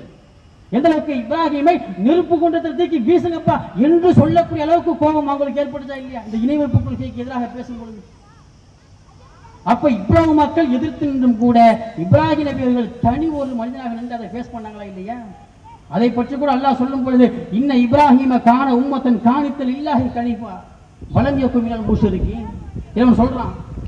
இப்ராஹிம் நபி அவர்கள் ஒரு சமுதாயமாகவும் அல்லாஹ்வுக்கு கட்டுப்பட்டவராகவும் உண்மை வழி நின்றவராகவும் இருந்தார். வலம் யகுன் மினல் முஷ்ரிகீன் அவர் இணை வைக்கக்கூடியவராக ஒரு காலமும் இருக்கலங்கிறாங்க. இப்ராஹிம் நபி அப்படி வாழ்ந்திருக்கிறாங்க. அப்படிப்பட்ட கொள்கையைத்தான் அல்லாஹ்வுடைய தூதர் நமக்கு போதிச்சிருக்கிறார். எப்படிப்பட்ட கொள்கை? இந்த இணை வைப்பு கொள்கைக்கு எதிராக இப்ராஹிம் நபி அவர்கள் இணை வைக்காம வாழ்ந்தாங்களா இல்லையா? அந்த கொள்கையைத்தான் அல்லாஹ் நபிகள் நாயகம் ஸல்லல்லாஹு அலைஹி வஸல்லம் அவங்களுக்கு சொல்லி கொடுக்கிறான். எந்த அளவுக்கு சொல்லிக் கொடுக்கிறான்? நபிக்கு அல்லாஹ் சொல்லும் பொழுது கூட 16வது அத்தியாயம் 123வது வசனத்துல இறைவன் சொல்லும் பொழுது எப்படி சொல்றான்? சும்மா அவுஹைனா இலைக இத்தப மில்லத்தை இப்ராஹிம ஹனீஃபா, முகமதே உண்மை வழியில் நின்ற இப்ராஹிமுடைய மார்க்கத்தை நீ கடைபிடி. உண்மை வழியில் நின்ற சத்திய கொள்கையில் நின்ற இப்ராஹிமுடைய மார்க்கத்தை நீ கடைபிடிச்சு வாழ என்று நபிகள் நாயகத்திற்கு இப்ராஹிமுடைய மார்க்கத்தை தான் அல்லாஹ் கற்றுக் கொடுக்கிறான். அப்ப நாமெல்லாம் ஏற்றுக்கொண்டிருக்கிற அந்த இஸ்லாமிய மார்க்கம் என்பது இப்ராஹிம் நபியுடைய மார்க்கம். அந்த ஏகத்துவ கொள்கை மிகச்சிறந்த மார்க்கமாக அந்த மார்க்கம் இருக்கிறது. அப்ப இப்ராஹிம் நபி அவர்கள் எந்த கொள்கையை மக்களுக்கு மத்தியில் எடுத்து சொன்னார்களோ அதே கொள்கையைத்தான் அல்லாஹ்வுடைய தூதர் நமக்கு மத்தியில் எடுத்து சொல்றாங்க. எப்படி சொல்றாங்க? தெளிவாக வளர்க்கினாங்க. ரொம்ப கவலையோடு சொன்னாங்க. எந்த அளவுக்கு? அவர்களில் ஒரு நல்ல மனிதர் இறந்துட்டாங்கன்னு சொன்னா அவரது அடக்கத்தலத்துல ஒரு வணக்கத்தலத்தை ஏற்படுத்துறாங்க.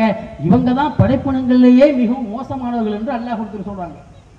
ஒரு நல்ல மனிதர் இறந்துட்டாங்கன்னா, அல்லாஹ்வுடைய தூதர் காலத்துல ஒரு நல்ல மனிதர் வாழ்ந்த ஒரு நல்ல மனிதர் இறந்து போயிட்டாருன்னா கபர்ல வச்சு அடக்கம் பண்ணிட்டோம்னா அதற்கு மேல ஒரு வணக்கத்தலத்தை கட்டிடுறாங்களாம். இன்னைக்கு நாம கட்டி வச்சிருக்கோம்ல ஊருக்கு ஊர் தர்காவை, அதே மாதிரி அவங்க கட்டி வச்சிடறாங்க. இது எப்படிப்பட்ட காரியம் என்று சொன்னா இவர்கள் தான் படைப்பினங்களிலேயே மிகவும் மோசமானவர்கள். நம்ம சொல்லல, அல்லாஹ்வுடைய தூதர் சொல்றாங்க. புகாரில 427வது ஹதீஸ், ஆயிஷா ரலியல்லாஹு அன்ஹா அவர்கள் அறிவிக்கிறாங்க. படைப்பினங்களிலேயே மோசமான ஒரு இடத்துக்கு நம்ம போகணுமா? சிந்திங்க.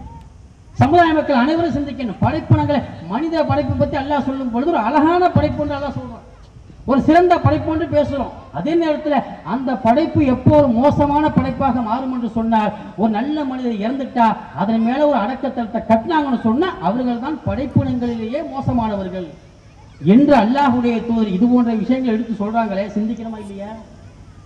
இதை விட இன்னும் ரொம்ப கவலையோட எந்த அளவுக்குன்னா, அல்லாஹ்வுடைய தூதருக்கு சக்கராத்துடைய நிலை, இன்னும் சில நேரங்கள் உயிர் பிரியக்கூடிய அந்த காலகட்டம். எந்த அளவுக்கு சக்கராத்துடைய நிலை? அல்லாஹ்வுடைய தூதருக்கே அந்த அளவுக்கு சக்கராத்துடைய வேதனை ஏற்பட்டிருக்குன்னா நமக்கெல்லாம் எப்படிங்கிறத கொஞ்சம் சிந்திக்கணும். கடுமையான வேதனை. எந்த அளவுக்கு வேதனைன்னா உடம்பு ஃபுல்லா வேர்த்து கொட்டுது. ரசூலுல்லாஹ்வுக்கு கடுமையான முறையில் வேர்த்து கொட்டுது. இந்த நிலைமையில் அல்லாஹ்வுடைய தூதர் போர்வையை கொண்டு வந்து போத்த சொல்றாங்க, திரும்ப கடுமையாக வேர்க்குது, திரும்ப போர்வை எடுக்க சொல்றாங்க, திரும்ப போத்துறாங்க, திரும்ப எடுக்கிறாங்க. இப்படிப்பட்ட வேதனை தொடர்ந்து அல்லாஹ்வுடைய தூதருக்கு ரொம்ப அவதிப்படுறாங்க. இந்த மாதிரி நேரத்தில் டக்குன்னு போர்வையை நீக்கிட்டு அந்த மக்களை பார்த்து என்ன சொன்னாங்க தெரியுமா? அல்லாஹ்வுடைய தூதர் சொன்னாங்க, லஅனல்லாஹு யஹூத வன்னஸாரா, யூதர்களையும் நசாராக்களையும் அல்லாஹ் சபிக்கிறான். எதற்காக சபிக்கிறான்? இத்தஹது குபூர அன்பியாயி மசாஜித், அவர்கள் நபிமார்களுடைய அடக்க ஸ்தலத்தை எல்லாம் தர்காக்களாக கட்டிவிட்டார்கள். இதற்காக வேண்டி அல்லாஹ்வுடைய சாபம் அவர்கள் மீது இறங்கியது. எப்போ சொல்றாங்க? தன்னுடைய உயிர் பிரியக்கூடிய அந்த காலகட்டத்தில், சரி சக்கராத்துடைய வேதனையை அனுபவிச்சு கொண்டிருக்கிற அந்த நேரத்தில் அல்லாஹ்வுடைய தூதர் இந்த போதனையை செய்யறாங்கன்னு சொன்னா ஏன் சொன்னாங்க? நாளைக்கு நமக்கு இப்படிப்பட்ட ஒரு நிலைமையை நீங்க செஞ்சிடக்கூடாது. நபியாக இருந்தால், இறைத்தூராக இருந்தால் எனக்கும் நீங்கள் ஒரு வழிபாட்டு தலத்தை கட்டிடக்கூடாது என்று அல்லாஹ்வுடைய தூதர் பயந்து அந்த நேரத்தில் மக்களுக்கு மத்தியில் சொன்னாங்களா இல்லையா? யோசனை பண்ணி பாருங்க. உயிர் பிரியக்கூடிய தருணத்தில் சொல்றாங்களே, யூதர்களையும் நசாராக்களையும் அல்லாஹ் சபிக்கிறான், அவங்க மீது அல்லாஹ்வுடைய சாபம் இறங்கிச்சு. எதற்காக? நபிமார்களுடைய அடக்க ஸ்தலத்தையே வணக்க ஸ்தலமாக மாற்றுவதற்காக, அதையே தர்காக்களாக கட்டியதற்காக. அவர்களுக்கே சாபம் இறங்கும்னு சொன்னா நம்ம யாரென்றே அறியப்படியாதவங்களுக்கெல்லாம் நம்ம தர்காக்களை கட்டி வச்சிருக்கிறோமே, அல்லாஹ் பாதுகாக்கணும். நமக்கு அப்படிப்பட்ட ஒரு சாபம் தேவையா? அதுக்காக கத்துறோம். நம்முடைய சமுதாய மக்களுக்கு ஒருபோதும் அல்லாஹ்வுடைய சாபம் வந்துவிடக் கூடாது. அதுக்காக தான் சொல்றோம், அந்த வழிபாட்டு கொள்கை வேணாம், அல்லாஹ்வுடைய சாபம் இறங்கிடும். ஏன்னா ரசூலுல்லாஹ் இறுதி கட்டத்தில் சொன்னாங்கல்ல, கடைசி நேரத்தில் சொல்றாங்கல்ல, சொல்லிட்டு அந்த நேரத்தில் இன்னும் கூடுதலாக சொல்றாங்க, என்னுடைய அடக்கத்தலத்தை வணக்கத்தலமாக கையேந்தக்கூடிய இடமாக ஆக்கிறாதீங்க, என்னுடைய அடக்கத்தலத்துல ஒரு விழா எடுக்கக்கூடிய இடமாக மாத்திராதீங்க என்று அல்லாஹ்வுடைய எச்சரிக்கை செஞ்சாங்களே. அப்ப ஒரு கபூர் இருக்கக்கூடிய இடத்துல விழாக்கள் எடுக்கக்கூடாது. ரசூலுல்லாஹ் சொல்லிட்டாங்க, என்னுடைய கபூரையே நீங்க விழா எடுத்துடக்கூடாது. உண்மையிலேயே நம்ம கந்தூரி எடுக்கணும், மிகப்பெரிய கொண்டாடணும்னா ரசூலுல்லாஹ் தானே கொண்டாடணும். அல்லாஹ் அதையே தடுக்கிறாங்க, எனக்கு நீங்கள் விழா எடுக்கக்கூடாது, என்னுடைய அடக்கத்தலத்துல ஒரு கந்தூரி எடுத்துடக்கூடாது, விழாக்கள் எடுத்துடக்கூடாது என்று எச்சரிக்கை செஞ்சுட்டு போயிருக்கிறாங்கன்னு சொன்னா இதான் நமக்கு பாடம் படிப்பின. அல்லாஹ்வுடைய தூதர் இதெல்லாம் தெளிவாக எச்சரிக்கை செஞ்சுட்டு போகும் கூட அப்படிப்பட்ட கொள்கை இன்னைக்கு நம்முடைய சமுதாயத்துக்கு நுழைஞ்சிருக்குது. யோசனை பண்ணி பாருங்க. அதுவும் இல்லாம இந்த சந்தன கூடி என்ற பெயரில் இருக்கக்கூடிய மூட நம்பிக்கை இருக்கு பாருங்க, இது ரொம்ப மோசம். ஏன் நம்முடைய வீட்டில் இருக்கக்கூடிய சகோதரிகளே இதெல்லாம் செஞ்சிருக்கிறாங்க, அதனால நமக்கு ஞாபகம் இருக்குது. நம்ம வீட்டில் இருக்க கூட பிறந்த சகோதரிகளே ஒரு காலத்தில் செஞ்சாங்களா இல்லையா? இந்த சந்தன கூடு விஷயத்துல எந்த அளவுக்கு தெரியுமா மூட நம்பிக்கை இருக்கு? அல்லாஹ்வுடைய தூதர் மூட நம்பிக்கைகள் எல்லாம் தன்னுடைய இறுதி பேருள்ள எந்த அளவுக்கு சொல்லிக்கிறாங்க? அறியாமை காலத்து மூட பழக்க வழக்கங்களை எல்லாம் என்னுடைய கால்களுக்கு அடியிலே போட்டு நான் மிதிச்சுட்டாங்க. இஸ்லாத்திற்கும் மூட நம்பிக்கைக்கும் எல்லளவும் இடமே கிடையாது. அவ்வளவு தெளிவாக அல்லாஹ் சொல்லியிருக்கிறாங்க.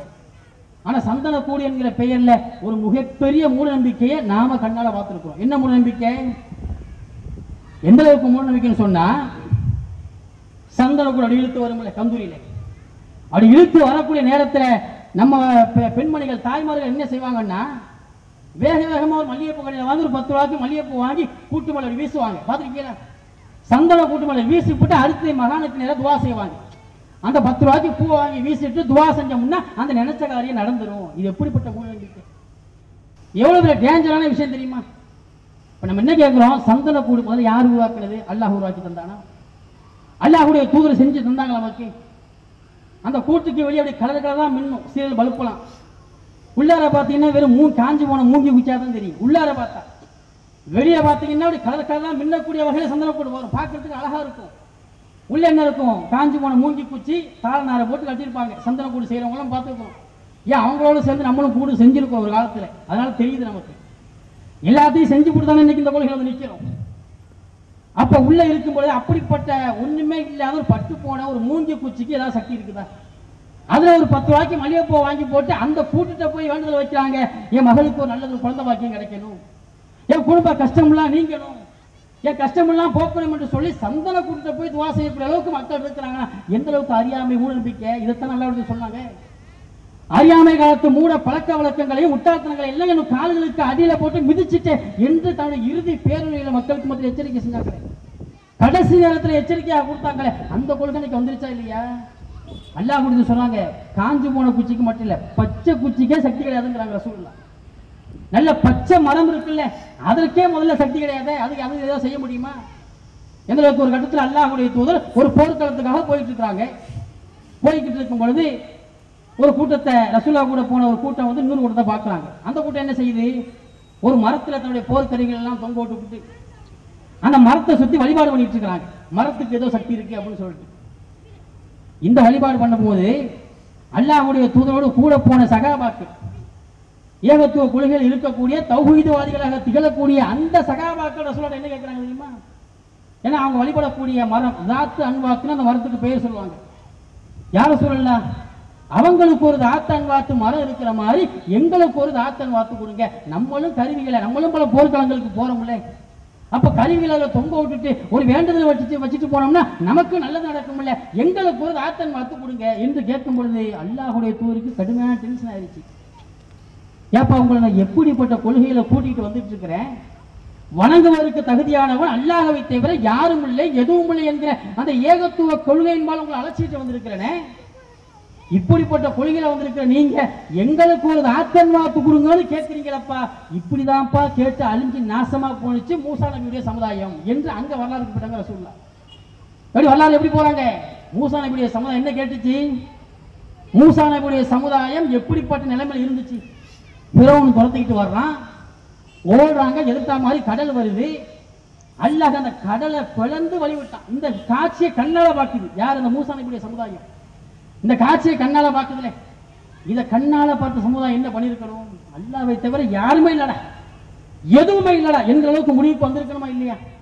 இங்கிட்டேந்து கரையேறி அங்கிட்டு போனவொன்னு ஆரம்பிச்சுட்டாங்க. எப்படி ஆரம்பிச்சிட்டாங்க? மூசா நபியுடைய சமுதாயம் அங்கிட்டு போனா பல கடவுள் கொள்கையை வணங்கக்கூடிய ஒரு கூட்டத்தை பார்த்துட்டு, மூசாவே அதனால அவங்களுக்கு மட்டும் பல கடவுள், நமக்கு மட்டும் ஒரு அல்லா, எங்களுக்கும் பல அல்லாவை கொண்டு வா. எது? மூசா நபியுடைய சமுதாயம். எப்படி அல்லாஹ்வுடைய தூதரோடு போன அந்த மக்கள் எங்களுக்கு ஒரு தாத்தன் வார்த்தை கொடுங்கன்னு கேட்கிறாங்களோ, இப்படித்தான் அழிஞ்சு போனுச்சு மூசா நபியுடைய சமுதாயம். இப்ப மூசா நபிகள் அந்த மக்களை பார்த்து என்ன சொன்னாங்க தெரியுமா? சரியான முட்டாள்களா இருக்கிறீங்களப்பா இப்படிதான் கேட்கிறாங்க மூசா நபி. சரியான முட்டாளா இருக்கிறீங்களே, அல்லாஹ்வுடைய அத்தாட்சியை கண்ணால பார்த்திருக்கிறேன், கடல் பிளந்து வழி விடுது, நம்மள அதை கண்ணால பார்க்க முடியுமா? நமக்கு அப்படி ஒரு வாய்ப்பு இருக்கா? இல்ல. மூசா நபியுடைய சமுதாயம் அந்த ஒரு வாய்ப்பை கண்ணால பார்க்குது. வானத்திலிருந்து மண்ணு செல்வா என்கிற உணவை அல்லாஹ் நேரடியாக இறக்கி வச்சான், அதையெல்லாம் கண்ணால பார்த்த சமூகம் தானே. தண்ணீருக்காக வேண்டி ஆங்காங்கே தத்தளிச்சு கொண்டிருக்கிற வேலையில பாறையில அடிச்சு ஒரு 12 நீர் விட்டு அப்படி வந்துச்சா இல்லையா? இதையெல்லாம் கண்ணால பார்க்கக்கூடிய சமுதாயம் தானே. இப்ப எப்படி அவங்க அல்லாஹ்வை மட்டும் நம்பி இருக்கணும்? அதை கூட சரியா நம்ப எந்த அளவுக்கு எங்களுக்கும் போல அல்லாஹ் வேணும் என்று கேட்கும்போது மூசா நபிகள் கடுமையாக கோவப்பட்டாங்களா இல்லையா? இதை ரசூலுல்லாஹ் மக்களுக்கு சொல்றாங்க. இப்படிதான் கேட்டு கேட்டு அழிஞ்சு போனாங்க.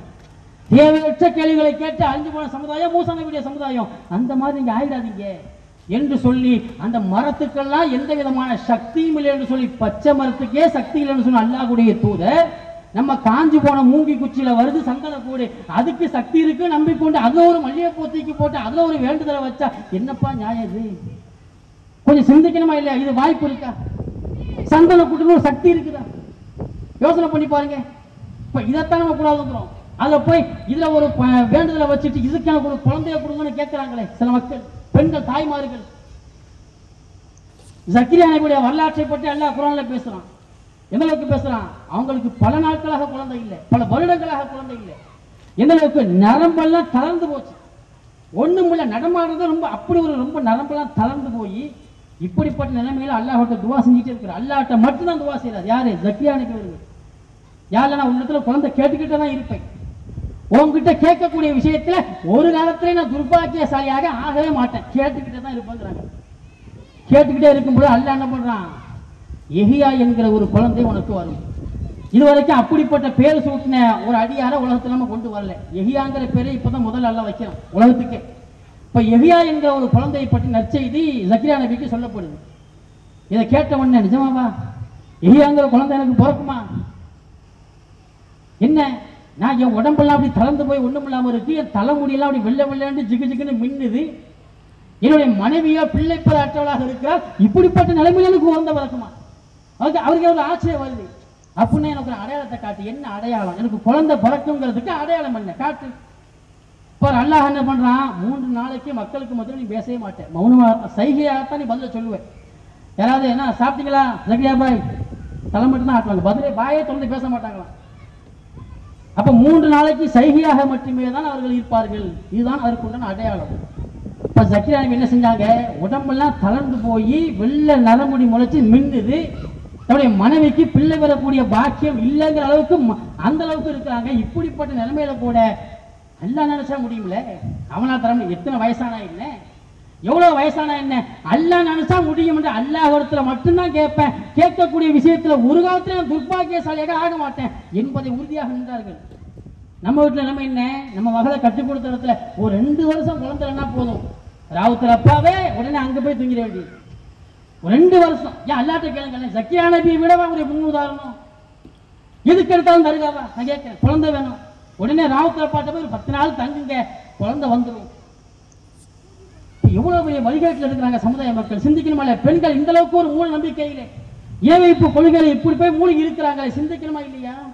அதுவும் இன்னும் இந்த அளவுக்கு இன்னென்ன நோய்களுக்கு இன்னென்ன தருகான்னு பிரிச்சு வச்சிருக்காங்க சமுதாயத்தில்.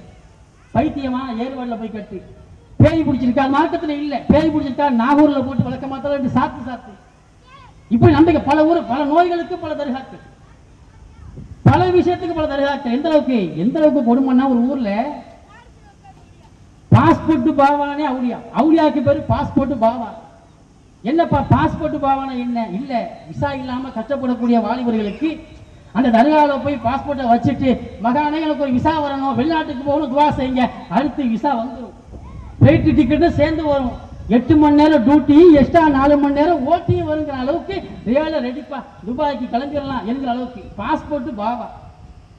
எப்படிங்க வரும்? சிந்திச்சு பாருங்க.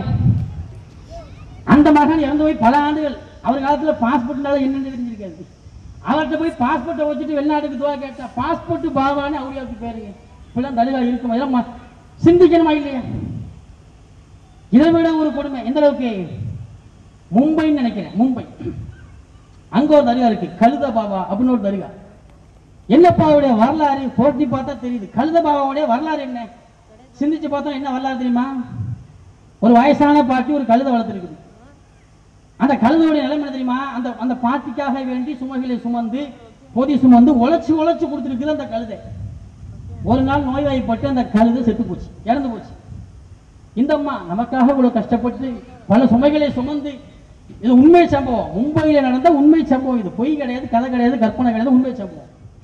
அந்த அம்மா அந்த பாட்டி என்ன பண்ணுதுன்னா, நமக்காக இந்த கழுதை இவ்வளவு கஷ்டப்பட்டுச்சுல, என்ன பண்ணுவான், அதை வச்சு ஒரு இடத்துல மூடி அப்படி மேலே முட்டை வச்சுட்டு மேலே சும்மா ஒரு கொட்டாயை மாதிரி போட்டு வச்சிச்சு. நம்ம செஞ்ச வேலை இருக்கும். ஏன்னா நமக்காக உழைச்சிச்சே, ஒரு மரியாதைக்காக வேண்டி ஒரு கொட்டாயை மேலே போட்டு நிழலுக்காக வேண்டி போட்டு வச்சிருச்சு.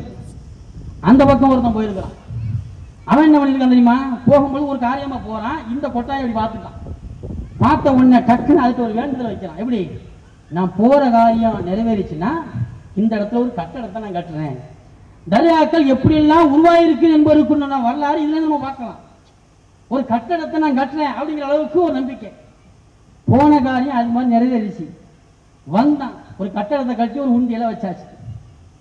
காசு தாறுமாறா சேர ஆரம்பிக்குது. மும்பையில காசு தாறுமாறா வருது. இது இவனுக்கு ஒரு பெரிய வருமானம் போய் கலெக்ஷன் மாசத்துக்கு ஒருக்கா போய் கலெக்ஷன் பண்ணக்கூடிய அளவுக்கு. கடைசிக்கு இந்த காட்சியை அந்த கழுதை வளர்த்த பாட்டி பார்த்துருச்சு. என்னடா இது, நம்ம கழுதை கொட்டாய் தான் போட்டு வச்சோம், இங்க ஒரு கட்டடத்தை கட்டி அது உண்டியல வச்சு அது ஒரு வருமானத்தை பார்த்து டக்குனு எடுத்துக்கிட்டு போயிட்டே இருக்காரு. இங்க வா கூப்பிடுறான் நாளை வான்னு கூப்பிட்டு என்ன சொல்றாங்க தெரியுமா? ஏப்பா இது நான் வளர்த்த கழுதை, இது நான் வளர்த்தேன், எனக்காக கஷ்டப்பட்டுச்சு உழைச்சிச்சு என்பதற்காக ஒரு கட்டடத்தை கட்டி ஒரு கொட்டாயை போட்டு வச்சேன். நீ என்னமோ அந்த கட்டடத்தை கட்டி வருமானத்தை பார்த்துக்கிட்டு இருக்கிற. வரக்கூடிய வருமானத்துல பாதி எனக்கு கொடு, அது ஏன் கழுதுன்னு கேட்குது அந்த அம்மா. இல்ல இவன் நான் தர முடியாது, எப்படி நான் கட்டி இருக்கிறேன், நான் தர முடியாது. கடைசிக்கு டெல்லிக்கு போயிடுச்சு கேஸ். டெல்லியில கேஸ் நடக்கக்கூடிய அளவுக்கு இந்த கழுதைக்கு இந்த கழுதபாவாக்கு வரக்கூடிய வருமானம் பாதி உனக்கு எனக்குங்கிற அளவுக்கு பல ஆண்டுகளாக கேஸ் நடக்குது. பார்த்துக்கணும். இப்ப சிந்திக்கணும் இல்லையா சமுதாயம் எந்த அளவுக்கு ஏதாவது ஒண்ணு தவறுதலாக பார்த்துட்டோம்னு சொன்னா அதற்கு ஏதோ சக்தி இருக்குன்னு நம்பக்கூடிய இடத்துல ஒரு மூமியன் இருக்கக்கூடாது, ஒரு முஸ்லீம் இருக்கக்கூடாது. இதெல்லாம் தெளிவாக மக்களுக்கு மத்தியிலே பிரச்சாரம் செய்யக்கூடிய இடத்துல தான் ஒரு முஸ்லீம் இருக்கணுமே தவிர இப்படிப்பட்ட நம்பிக்கை இருக்கலாமா? சரி நம்ம அங்கங்க எல்லாம் போவானா. இந்த பக்கத்துல அராமணத்தை தாண்டி முத்துப்பேட்டுன்னு ஒரு ஊர் இருக்கேன். சென்ற ஆண்டு ஜெயா டிவில நிஜம் அப்படிங்கிற நிகழ்ச்சியில அந்த ஊர் தர்கா தான் ஸ்பெஷலா வருது. என்னப்பா எப்பேற்பட்ட நோயா இருந்தாலும் சரி கனவுல வந்து அப்படி ஆபரேஷன் செஞ்சு அந்த நோயை குணப்படுத்துவார். யாரு? முத்துப்பேட்டில் அடங்கி இருக்கிற அவுலியா.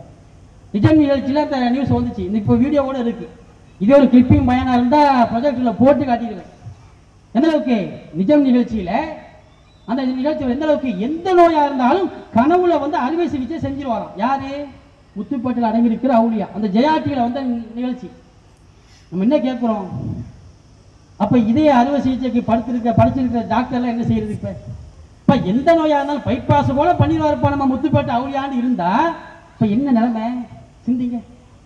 எந்த கேன்சர் கட்டியே வெட்டிடுவார் அவர், கனவுல வந்து நீக்கிடுவாரா? கேன்சர் நோய் பாதிக்கப்பட்டிருக்கு. எந்த நோயாக இருந்தாலும் அங்க போய் தங்கினால் கனவுல வந்து ஆபரேஷன் செய்வார் என்கிற அளவுக்கு ஒரு நம்பிக்கை இன்னைக்கு சமுதாயத்தில் உருவாகி இருக்குது. இப்ப இதெல்லாம் எப்படிப்பட்ட நம்பிக்கை? அல்லாஹ் தான் நோயை கொடுக்கிறான், அவன் தான் நோயை குணப்படுத்துறான் என்கிற அளவுக்கு ஒரு நிலை இருக்கும் பொழுது யோசனை பண்ணி பாருங்க. இப்ப இப்படித்தான் தர்கா வழிபாட்டு கொள்கை என்பது இப்படித்தான் பல ஊர்களில் உருவாகி கொண்டே இருக்குது. பார்க்கணும். இப்ப இதற்கும் மார்க்கத்துக்கு ஏதாவது சம்பந்தம் இருக்குதா? இறுதியா ஒரே ஒரு வரலாறு சொல்லிடுறேன். ஏன்னா நிறைய வரலாறு இருக்கு, இதை சொல்லலைன்னா நமக்கு தூக்கம் வராது. ஏன்னா இதை சொல்லித்தான் ஆகணும் மக்களுக்கு. ஏன்னா எந்த அளவுக்கு மூடநம்பிக்கை உச்சம் தெரியுமா? அது கீழக்கரையில் இருக்கக்கூடிய சதகத்துல்லா அவுலியா அந்த வரலாறு ரொம்ப ஹைலைட். இது போன்ற வரலாறு உலக வரலாற்றுல நீங்க பார்த்திருக்கவே மாட்டீங்க. அப்படிப்பட்ட ஒரு வரலாறு கீழக்கரை சதகத்துல்லா அவுலியா. இதை வந்து யார் சொல்லி நமக்கு தெரியும்னு சொன்னா ஒரு மார்க்க அறிஞர் பயானே பண்றாங்க. அந்த அவுலியாவுடைய சிறப்புகள் அப்படின்னு சொல்லிட்டு பயான் பண்ணும்போது அதுலேருந்து நம்ம கேட்ட செய்தி தான். என்ன சொல்றாரு? சதகத்துல்லா எப்படிப்பட்ட சக்தி வாய்ந்தவன்னு சொன்னா கீழக்கரையில இருந்து 5 வேளை தொழுகைக்கு காபா ஆலயத்துக்கு போயிட்டு வருவாங்க. இதே கீழக்கரையில இருந்துகிட்டு பஜருக்கு பாங்க சொன்னா அடுத்து காபா ஆலயம் தொழுதுட்டு வந்துருவாரு. அடுத்து துஹருக்கு பாங்க சொன்னா அடுத்து காபா ஆலயம். எதே அல்லாஹ்வுடைய தூதர் மெஹராஜ் பயணம் போயிட்டு வந்ததை விட வேகம் இவர்கிட்ட இருக்கு. யார்கிட்ட? நம்ம கீழக்கரை சதகத்துல்லா அவளியாட்ட. சிந்திச்சு பாருங்களேன். இப்ப 5 வேளை தொழுகைக்கும் அதாவது அவருக்கு பள்ளிவாச காபா தானா, ஊர்ல இருக்கிற பள்ளிவாசல தொழ மாட்டாராம். யாரையே சதகத்துல்லா அப்பாவுடைய அந்த சக்தி. இப்ப 5 வேளை தொழுகைக்கு போயிட்டு வரும் பொழுது ஒரு நாள் என்ன பண்ணிருக்கிறாருன்னா கூட பேரப்புள்ளையும் கூட்டிட்டு போயிருக்கிறாரு. பேரப்புள்ளை கூட்டிட்டு போயிட்டு பொழுதுட்டு கூட்டிட்டு போன பேரப்புள்ளைய மறந்துட்டு காபாவிலையும் விட்டுட்டு வந்துட்டாராம். இது நம்ம சொல்லல, மார்க்க அறிஞர் பயான் பண்ணுது. ஏதோ நம்மள சொந்தமா சொல்லணும் அந்த அப்பா நினைச்சிருவாங்க. அவங்க சொன்ன செய்தி அப்படி எடுத்து சொல்றோம், அவ்வளவுதான். அப்ப என்ன சொல்றாருன்னா போனவர் பேரப்பிள்ளைய விட்டுட்டு வந்தாச்சு. இங்க கீழக்கிற பிள்ளை தேடி ஆகுது. என்னப்பா சதகத்துல்லா அப்பாவுடைய பேரப்பிள்ளைய காணோம், எங்க தேடு ஊருக்குள்ள வடிகட்டி தேடுறாங்க, எங்கேயும் கிடைக்கல பேரப்பிள்ளை. அப்ப அந்த சதகத்துல்லா அப்பாட்ட வேலை செஞ்ச ஒரு பணிப்பெண் அது என்ன பண்ணுதுன்னா சிந்திக்குது. காபா ஆலயத்துக்குள்ள சதகத்துல்லா அப்பா பேரப்பிள்ளைய கூட்டிட்டு போனாங்க. இப்ப இங்க தேடிக்கிட்டு இருக்கிறாங்களே என்று சொல்லிட்டு அடுத்து என்ன பண்ணுது? அந்த அம்மா டக்குனு காபா ஆலயத்துக்கு போயிருச்சான். எதுல போனுச்சு எப்படி போனுச்சுன்னா கேட்கக்கூடாது. இடையில இமிகிரேஷன் எங்க இருந்துச்சு, விசா யார் கொடுத்தா, எந்த ஏர்போர்ட்ல போய் நின்றுச்சு, அந்த கேள்விக்கெல்லாம் இப்ப நம்ம பதில் சொல்ல முடியாது. அவருக்கு சொன்னதான் நம்ம சொல்றோம், சரியா? அப்ப என்ன ஆச்சுன்னா அந்த அம்மா அடுத்து போயிடுச்சு காபா ஆலயத்துக்கு. போயிட்டு பேரப்பிள்ளைய தூக்கிட்டு வந்துட்டு முடக்குவாடு கொடுத்தியா, பேரப்பிள்ளைய காபா ஆலயத்துக்கு தூக்கிட்டு போட்டு இங்க தேடிட்டு இருக்கிறியா, இந்தாங்க உங்க பிள்ளை அப்படின்னு சொல்லிட்டு கொடுத்த உடனே ஊர் மக்கள் எல்லாம் பயங்கர ஆச்சரியத்தை அப்படியே மூழ்கிட்டாங்க. என்னப்பா ஆச்சரியம்? சரி, சதகத்துல்லா அப்பாவுக்கு வந்து மிக சக்தி இருக்குது, அவர் காபா ஆலயத்துக்கு போயிட்டு வரக்கூடிய அளவுக்கு ஆற்றல் இருக்குது. இந்த அம்மாவுக்கு எங்கிருந்து அந்த சக்தி வந்துச்சு? இது ஒரு கேள்வி அங்க மக்களுக்கு மத்தியில. நீ எப்படிமா காபாலயம் போயிட்டு வந்த? அப்படி குறுகிய நேரத்தில் போயிட்டு வந்துட்டிய, எப்படி சாத்தியம் என்று கேட்கும் பொழுது அந்த அம்மா சொன்ன விஷயம் என்ன தெரியுமா? இதெல்லாம் நினைச்சா அதான் மக்களுக்கு இன்னும் எந்த அளவுக்கு இந்த கொள்கையை பத்தி பிரச்சாரம் பண்ணணும் என்பதை நம்ம முடிவுக்கு வரணும். ஏன் தெரியுமா? அந்த அம்மா சொல்லக்கூடிய பதில், சதக்குத்துல அப்பா வந்து வீட்டுல தோட்டங்கள் எல்லாம் கடுமையான முறை வேலை பார்த்துட்டு இருப்பாங்க. அது வேலை பார்த்து மம்மட்டி பிடிச்சி உழைப்பு செஞ்சு உடம்பு ஃபுல்லா அப்படி வேர்த்து கொட்டிடும். அப்ப வேர்த்து கொட்டி சட்டையெல்லாம் அப்படியே நனைஞ்சிடும். இது அப்படியே ஹேங்கர்ல சட்டையை கட்டி மாட்டி விடுவாங்களாம்.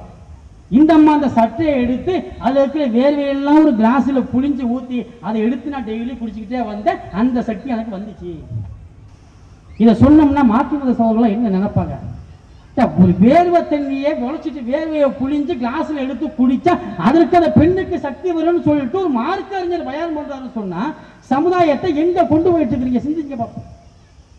அப்ப இந்த தர்கா வழிபாட்டு கொள்கையை மெருகேற்றுவதற்காக வேண்டி கதைகளையும் கப்சாக்களையும் சொந்த கருத்துக்களையும் அப்படி விட்டு அடிக்கிறதாப்ப கொஞ்சமாச்சு சிந்திக்கணுமா இல்லையா? அப்ப இதையெல்லாம் பார்க்கும் பொழுதுதான் நமக்கு இன்னும் இந்த மக்களுக்கு இன்னும் பிரச்சாரம் தேவைப்படுது. அனைத்து மக்களுக்கும் இது குறித்து தெளிவை ஏற்படுத்த வேண்டிய கட்டாயமும் கடமையும் ஒவ்வொரு தௌஹீத்வாதிகளுக்கும் இருக்குது என்பதை இன்னும் பிரச்சாரத்தை வீரியமாக கொண்டு போகணும் என்கிற ஒரு முடிவை நம்ம எடுக்கிறோம். இப்ப இந்த நம்பிக்கை நாளைக்கு மரணத்தை தழுவிட்டாங்கன்னா நிலைமை என்ன? சிந்திச்சு பாருங்க, யோசனை பண்ணி பாருங்க. இப்படி மகான்கிட்ட போய் கையெழுத்து அல்ஹம்துலில்லாஹ் இருக்குல்ல, இஷா தொழுகைக்கு நம்ம நேரத்தை நிப்பாட்டணும்ல, பயான் பேசாம நிப்பாட்டணும். பக்கத்துல அல்ஹம்துலில்லாஹ் ஓதப்பட்டுச்சு பள்ளிவாசல்ல. அதோட அர்த்தம் என்ன? ஈயாக்க நஅபுது வ ஈயாக்க நஸ்தஈன். அதோட அர்த்தம் என்ன? உன்னை மட்டும்தான் வணங்குவேன், உன்கிட்ட மட்டும்தான் உதவி தேடுவேன். அதான அர்த்தம். அப்ப உள்ள உட்கார்ந்து அல்ஹம்துலில்லாஹ் ஓதப்பட்டு வெளியே வந்ததுக்கு அப்புறம் மகான்கிட்ட கையேற்றணும்னா அல்ஹம்துலில்லாஹ் ஓதுனதுக்கு என்ன அர்த்தம்? சிந்திக்கணுமா இல்லையா? உள்ள அப்ப அல்லாஹ்வை ஏமாத்துறதா? உள்ள போய் பள்ளிவாசல்ல உட்கார்ந்த உடனே உன்னை மட்டும்தான் வணங்குவேன், ஈயாக்க நஅபுது வ ஈயாக்க நஸ்தஈன், உன்னிடம் மட்டும்தான் உதவி தேடுவேன், இஹ்தின ஸிராத்தல் முஸ்தகீம், எங்களை நீ நேர்வழியில சேர்த்து என்று அல்ஹம்துலில்லாஹ் ஓதிப்பட்டு வெளியே வந்ததுக்கு அப்புறம் அடியாருக்கு அருள் செய்ய அம்மா அழகான கடலோரம் வாழ்கின்ற பீமாண்டு அங்க போயிடுறதா? அது மற்ற அவுரியா கிட்ட போய் கையேந்துறதா? அப்ப அல்ஹம்துலில்லாஹ்க்கு என்ன அர்த்தம்? அதோட அர்த்தத்தோட விளங்கலையா? அப்ப நம்ம இப்ப இன்னைக்கு இந்த அல்ஹம்துலில்லாஹ்க்கு கூட எப்ப அர்த்தத்தை விளங்க போறோம்? இந்த அல்ஹம்துலில்லாஹ் ஒண்ணு போதும், இணை வைப்பு கொள்கை அனைத்தையும் தகுதியாக ஆக்கக்கூடிய அளவுக்கு உண்டான சக்தி இருக்குதா இல்லையா? சிந்திங்க. இதை விட இன்னொரு கொடுமை நம்ம சொல்லி ஆகணும். என்னன்னு கேட்டா, சென்ற ஆண்டு இன்னைக்கு நாட்டில் நமக்கு எதிராக என்ன நடந்துகிட்டு இருக்கு சிந்திக்கிறோமா? நமக்கு எதிராக ஒவ்வொரு வருஷமும் என்ன நடந்துகிட்டு இருக்குது? இஸ்லாமியர்கள் அழிக்கணும் ஒழிக்கணும் என்பதற்காக பல்வேறு விதமான காலகட்டங்கள் நடந்துட்டு இருக்குதா இல்லையா? இப்படிப்பட்ட சூழ்நிலையில சென்ற ஆண்டு வட மாநிலங்களில் நடந்த பிரச்சனை நம்ம எல்லாருக்குமே தெரியும். அல்லாஹ்வுடைய தூதரை இழிவுபடுத்தக்கூடிய வகையில் பேச்சுக்கள், அதற்காக பல ஆர்ப்பாட்டங்கள் முன்னெடுக்கப்பட்டுச்சு. அந்த ஆர்ப்பாட்டத்துடைய விளைவு என்ன? ஜார்க்கண்ட் மாநிலத்தில் நம்முடைய சகோதரியுடைய தலைமையில் ஒரு ஆர்ப்பாட்டம், ஒரு சாகின் பாத்து நடக்கக்கூடிய வேளையில அந்த சகோதரியுடைய வீட்டை இடிச்சு தரமட்டமாக்கினாங்க புல்டோசரை வச்சு. இந்த புல்டோசர்னு பல காலமா ஓடிட்டே இருந்துச்சா இல்லையா? போன வருஷம் நடந்த சம்பவம். அதே மாதிரி உத்தரப்பிரதேசத்தில் நிலைமை என்ன? அந்த அல்லாஹ்வுடைய தூதரை இழிவுபடுத்துவதற்காக வேண்டி களத்தில் இருந்து போராடக்கூடிய வேளையில துப்பாக்கி எடுத்து சுடும் பொழுது ஒரு சின்ன குழந்தை, சின்ன பையன், அந்த குழந்தை இறந்து போகுது, சுட்டு கொண்டுட்டாங்க. இப்படி சுட்டு கொண்ட உடனே அந்த போராட்ட நிலைமையில அந்த ரெண்டு பெண்மணிகளும் சொன்ன வார்த்தை இப்போ நம்ம கண்டுக்குள்ள நிக்குது.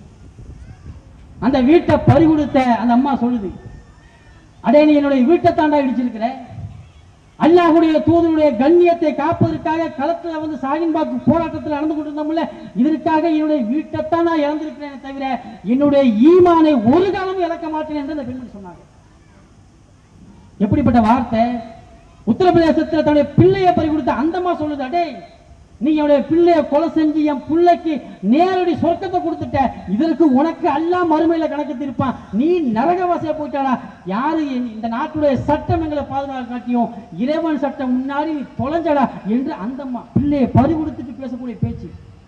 இந்த ரெண்டு அம்மாவும் பேட்டி கொடுக்கக்கூடிய வேளையில தமிழ்நாடு முழுவதும் பல இயக்கங்கள், எஸ்டிபி, தௌஹீத் ஜமாத் போன்ற இயக்கங்கள் எல்லாம் ஆர்ப்பாட்டங்கள் ஒவ்வொரு இடத்துல நடந்துகிட்டு போயிட்டு இருக்கும் பொழுது, ஆர்ப்பாட்டம் முடிஞ்சு பேஸ்புக்கில் எங்கெங்கெல்லாம் ஆர்ப்பாட்டம் நடக்குது என்று அந்த வீடியோக்கள் வரும் பொழுது, அந்த நேரத்தில் நம்ம செந்தலைப்பட்டினம் வீடியோ அதே நேரத்தில் ஒன்று வந்துச்சு. என்னன்னு தெரியுமா?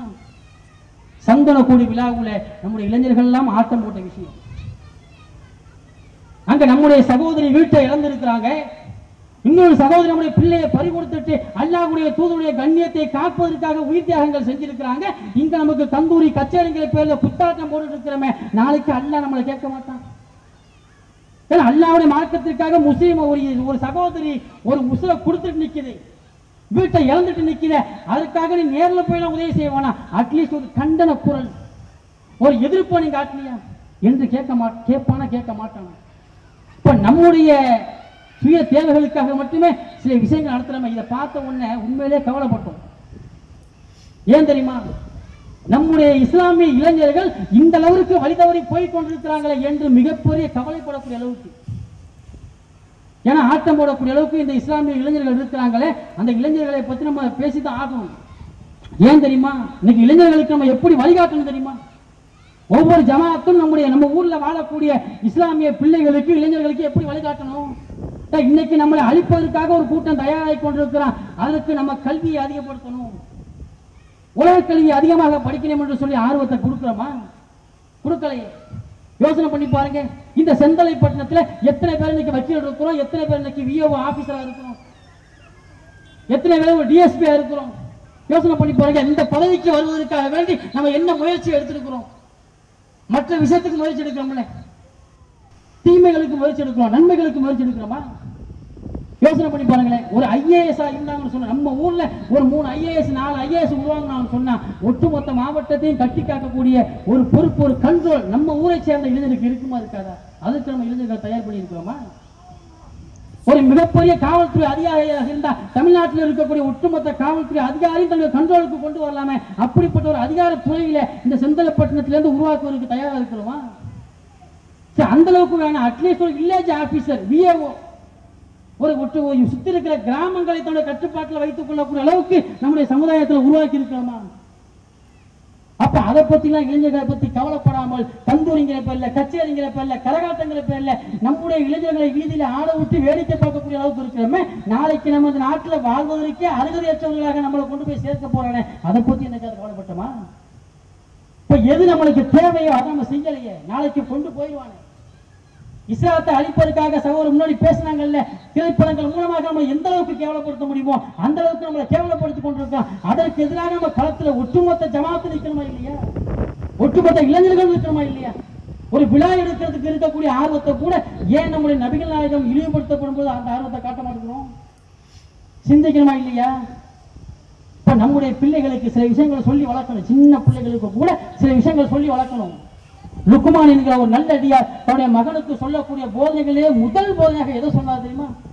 என் அருமை மகனே, நீ அல்லாஹ்விற்கு ஒருபோது இணை வச்சிடாத. இதைத்தான் முதல் பிரச்சாரமாக மேற்கொண்டாங்க. யார்? லுக்மான் என்கிற நல்லடியார். அல்லாஹ் குர்ஆன்ல பேசுறான் 31வது அத்தியாயம் 13வது வசனத்துல. லுக்மான் என்கிற அந்த நல்லடியார் என்ன சொல்றாரு? என் அருமை மகனே, நீ அல்லாஹ்விற்கு இணை வச்சிடாத, அல்லாஹ்வை மட்டும் நான் வணங்குவேன், எங்கே போய் கையாண்டாத என்று தன்னுடைய மகனுக்கு போதனை செஞ்சார். இந்த போதனையை தான் நம்மளும் செஞ்ச நம்ம பிள்ளைக்கு, நம்முடைய பிள்ளைகளுக்கு இந்த போதனையை செய்யணுமா செய்யக்கூடாதா? யோசனை பண்ணி பாருங்க. அல்லாஹ்வுடைய தூதர் தன்னுடைய பேர பிள்ளைய தோல்ல வச்சு தொழுதுருக்கிறாங்க. பாத்துருக்கீங்களா? அல்லாஹ்வுடைய தூதர் தன்னுடைய பேர பிள்ளைய தோல்ல வச்சுட்டு தொழுவாங்க. சஜிதாவுக்கு போகும்போது இறக்கி விடுவாங்க, திரும்ப எந்திரிக்கும் போது தோல்ல தூக்கி வச்சுக்கிடுவாங்க. இப்ப இதை அந்த பேர பிள்ளை பார்க்கும்போது தொழுகையுடைய முக்கியத்துவத்தை விளங்குமா விளங்காதா? நாமெல்லாம் இன்னைக்காவது பிள்ளைய தோல்ல தூக்கி இருக்குமா? தொழுகையில தன்னுடைய பேர பிள்ளையோ தன்னுடைய பிள்ளைகளையோ தோல்ல தூக்கி வச்சு தொழுத வரலாறு எந்த தகப்பனாவது இருக்கிறோமா? இருக்க மாட்டோம். தூக்குவோம். எப்ப தூக்குவோம் தெரியுமா? நம்முடைய பிள்ளை எப்ப தோல்ல தூக்குவோம்? பிள்ளை சொல்லுவான், வாப்பா கோட்டை போட்டா கந்திரில வாழை வெடிக்கிறதுக்கு சரியா தெரியல வாப்பா, இந்த காட்டுல மகனேன்னு தோல்ல தூக்குவோம். எதுக்கு தூக்குவோம்? தந்தூரில சந்தன கூட காட்டுறதுக்கு வாழை வெடிக்கையை காட்டுறதுக்கு தான் தோல்ல தூக்குவோமே தவிர தொழுகைக்காக பழக்குவதற்காக வேண்டி நம்முடைய பிள்ளையை தோல்ல தூக்கி இருக்கிறோமா? சிந்திச்சு பாருங்க. சின்ன பிள்ளைகளை கூட நஞ்ச விதைக்கிறோம். எந்த அளவுக்கு தாய்மார்கள் இருக்கிறாங்க. சில வீட்டுல என்ன நடக்கும் தெரியுமா? தாய்மார்கள் பஜருக்கு எந்திரிச்சு அந்த பிள்ளைய எழுப்பிடு பஜர் தொழிலுக்கு கூட்டு போயிட்டு வரேன்னு மனைவிடத்துல சொன்னா, சில மணி 7 வயசு 8 வயசு ஆகிற அந்த பையனுக்கு தொழிலுக்கு எழுப்பிடுப்பா கூட்டு போயிட்டு வர்றேன். அட ஏன் சும்மா தூங்குற பிள்ளைய போட்டு ஏன் எழுப்புறிய அப்படின்னு கேட்பாங்க. தூங்குற பிள்ளைய எழுப்பக்கூடாது அப்படின்னு ஏன் 5 மணிக்கு பஜருக்கு தூங்குற பிள்ளைய எழுப்பக்கூடாதான். அதே பிள்ளைய எப்ப அடிச்சு எழுப்பாங்க தெரியுமா? அடே 3 மணிக்கு சந்தன கூட வந்துட்டு இருக்கா, எழுப்புறான்னு சொல்லிட்டு அடிச்சு வைப்பாங்க. எதுக்கு எழுப்புறாங்க பாருங்க. தொழுவைக்கு எழுப்ப மாட்டாங்க. ஏங்க தூங்க வேண்டிய நேரத்தில் தூங்க விட்டு ஏங்க எழுப்புறீங்க? சந்தனக்குள் 2:30 மணிக்கு 3 மணிக்கெல்லாம் கோட்டை பணத்தில் வான வெடிக்க வெள்ளனே 1 மணிக்கெல்லாம் ஆரம்பிச்சுருவாங்க. அதற்கு கூட எழுப்புவாங்க. சிந்திச்சு பாருங்க, எதற்கு எழுப்பணும்? முதல்ல இறுதியாக ஒரே ஒரு விஷயத்தை சொல்லி முடிக்கிறேன். நிறைய இருக்கு, டைம் இல்லை. என்னன்னு கேட்டா, நம்முடைய பிள்ளைக்கு நாளைக்கு மறுமையில நரக நெருப்பை காட்டிடக்கூடாது. ஏன் தெரியுமா? நம்ம 3 மணி 5 மணிக்கு ஃபஜ்ர் தொழுகைக்கு எழுப்ப கூடாதுன்னு சொல்றோம். அந்த நேரத்தில் நம்முடைய வீடு 10 இருந்தா எழுப்புமா இல்லையா? ஏன்? என் பிள்ளைக்கு நெருப்பு பற்றக்கூடாது, என் பிள்ளைக்கு சின்ன தீக்காயம் கூட வந்துடக்கூடாது என்று ஆவலோட எழுப்புமா இல்லையா பிள்ளைய? அப்ப உலகத்துல இருக்கக்கூடிய அந்த நெருப்பு நம்முடைய பிள்ளையை தீண்டக்கூடாதுன்னு நம்ம கவலைப்படுறோமே, அக்கறைப்படுறோமே. நரகத்துடைய நெருப்பு என்பது உலகத்தில் இருக்கக்கூடிய தீயை விட எந்த அளவுக்கு 69 மடங்கு வீரியமாக இருக்கும்.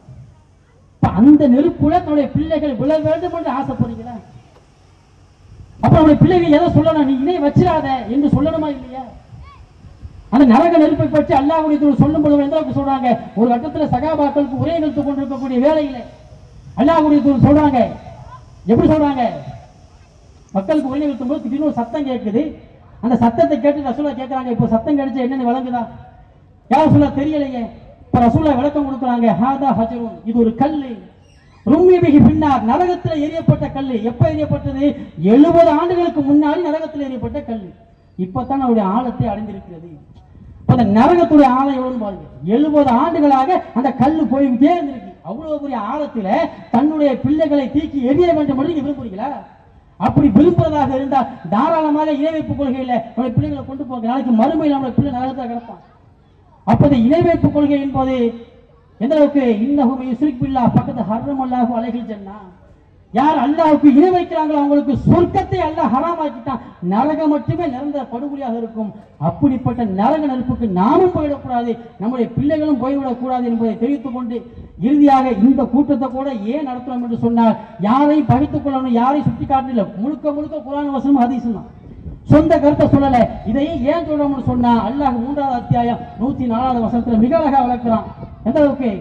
வல்தக்கும் மின்கும் உம்மத்தன் எதுவுன இல்ல கைரி வை யாமுருன பில் மஅரூஃபி வை யன்ஹவுன அனில் முன்கர். அதாவது நன்மையை ஏவி தீமையை தடுத்து மக்களை சரியான கொள்கையின்பால் அழைக்கக்கூடிய ஒரு கூட்டம் உங்கள்கிட்ட இருக்கட்டும், ஒரு சமுதாயம் இருக்கட்டும் என்று சொல்லி அல்லாஹ் சொல்லியிருக்கிறான். அதற்காக வேண்டிதான் மக்களுக்கு மத்தியில் சொல்றமே தவிர வேற எந்த நோக்கத்திற்காக சொல்லல.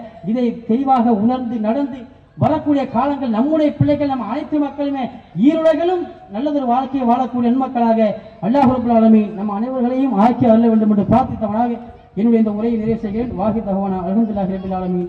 அஸ்ஸலாமு அலைக்கும் வரஹ்மத்துல்லாஹி வபரகாத்துஹு.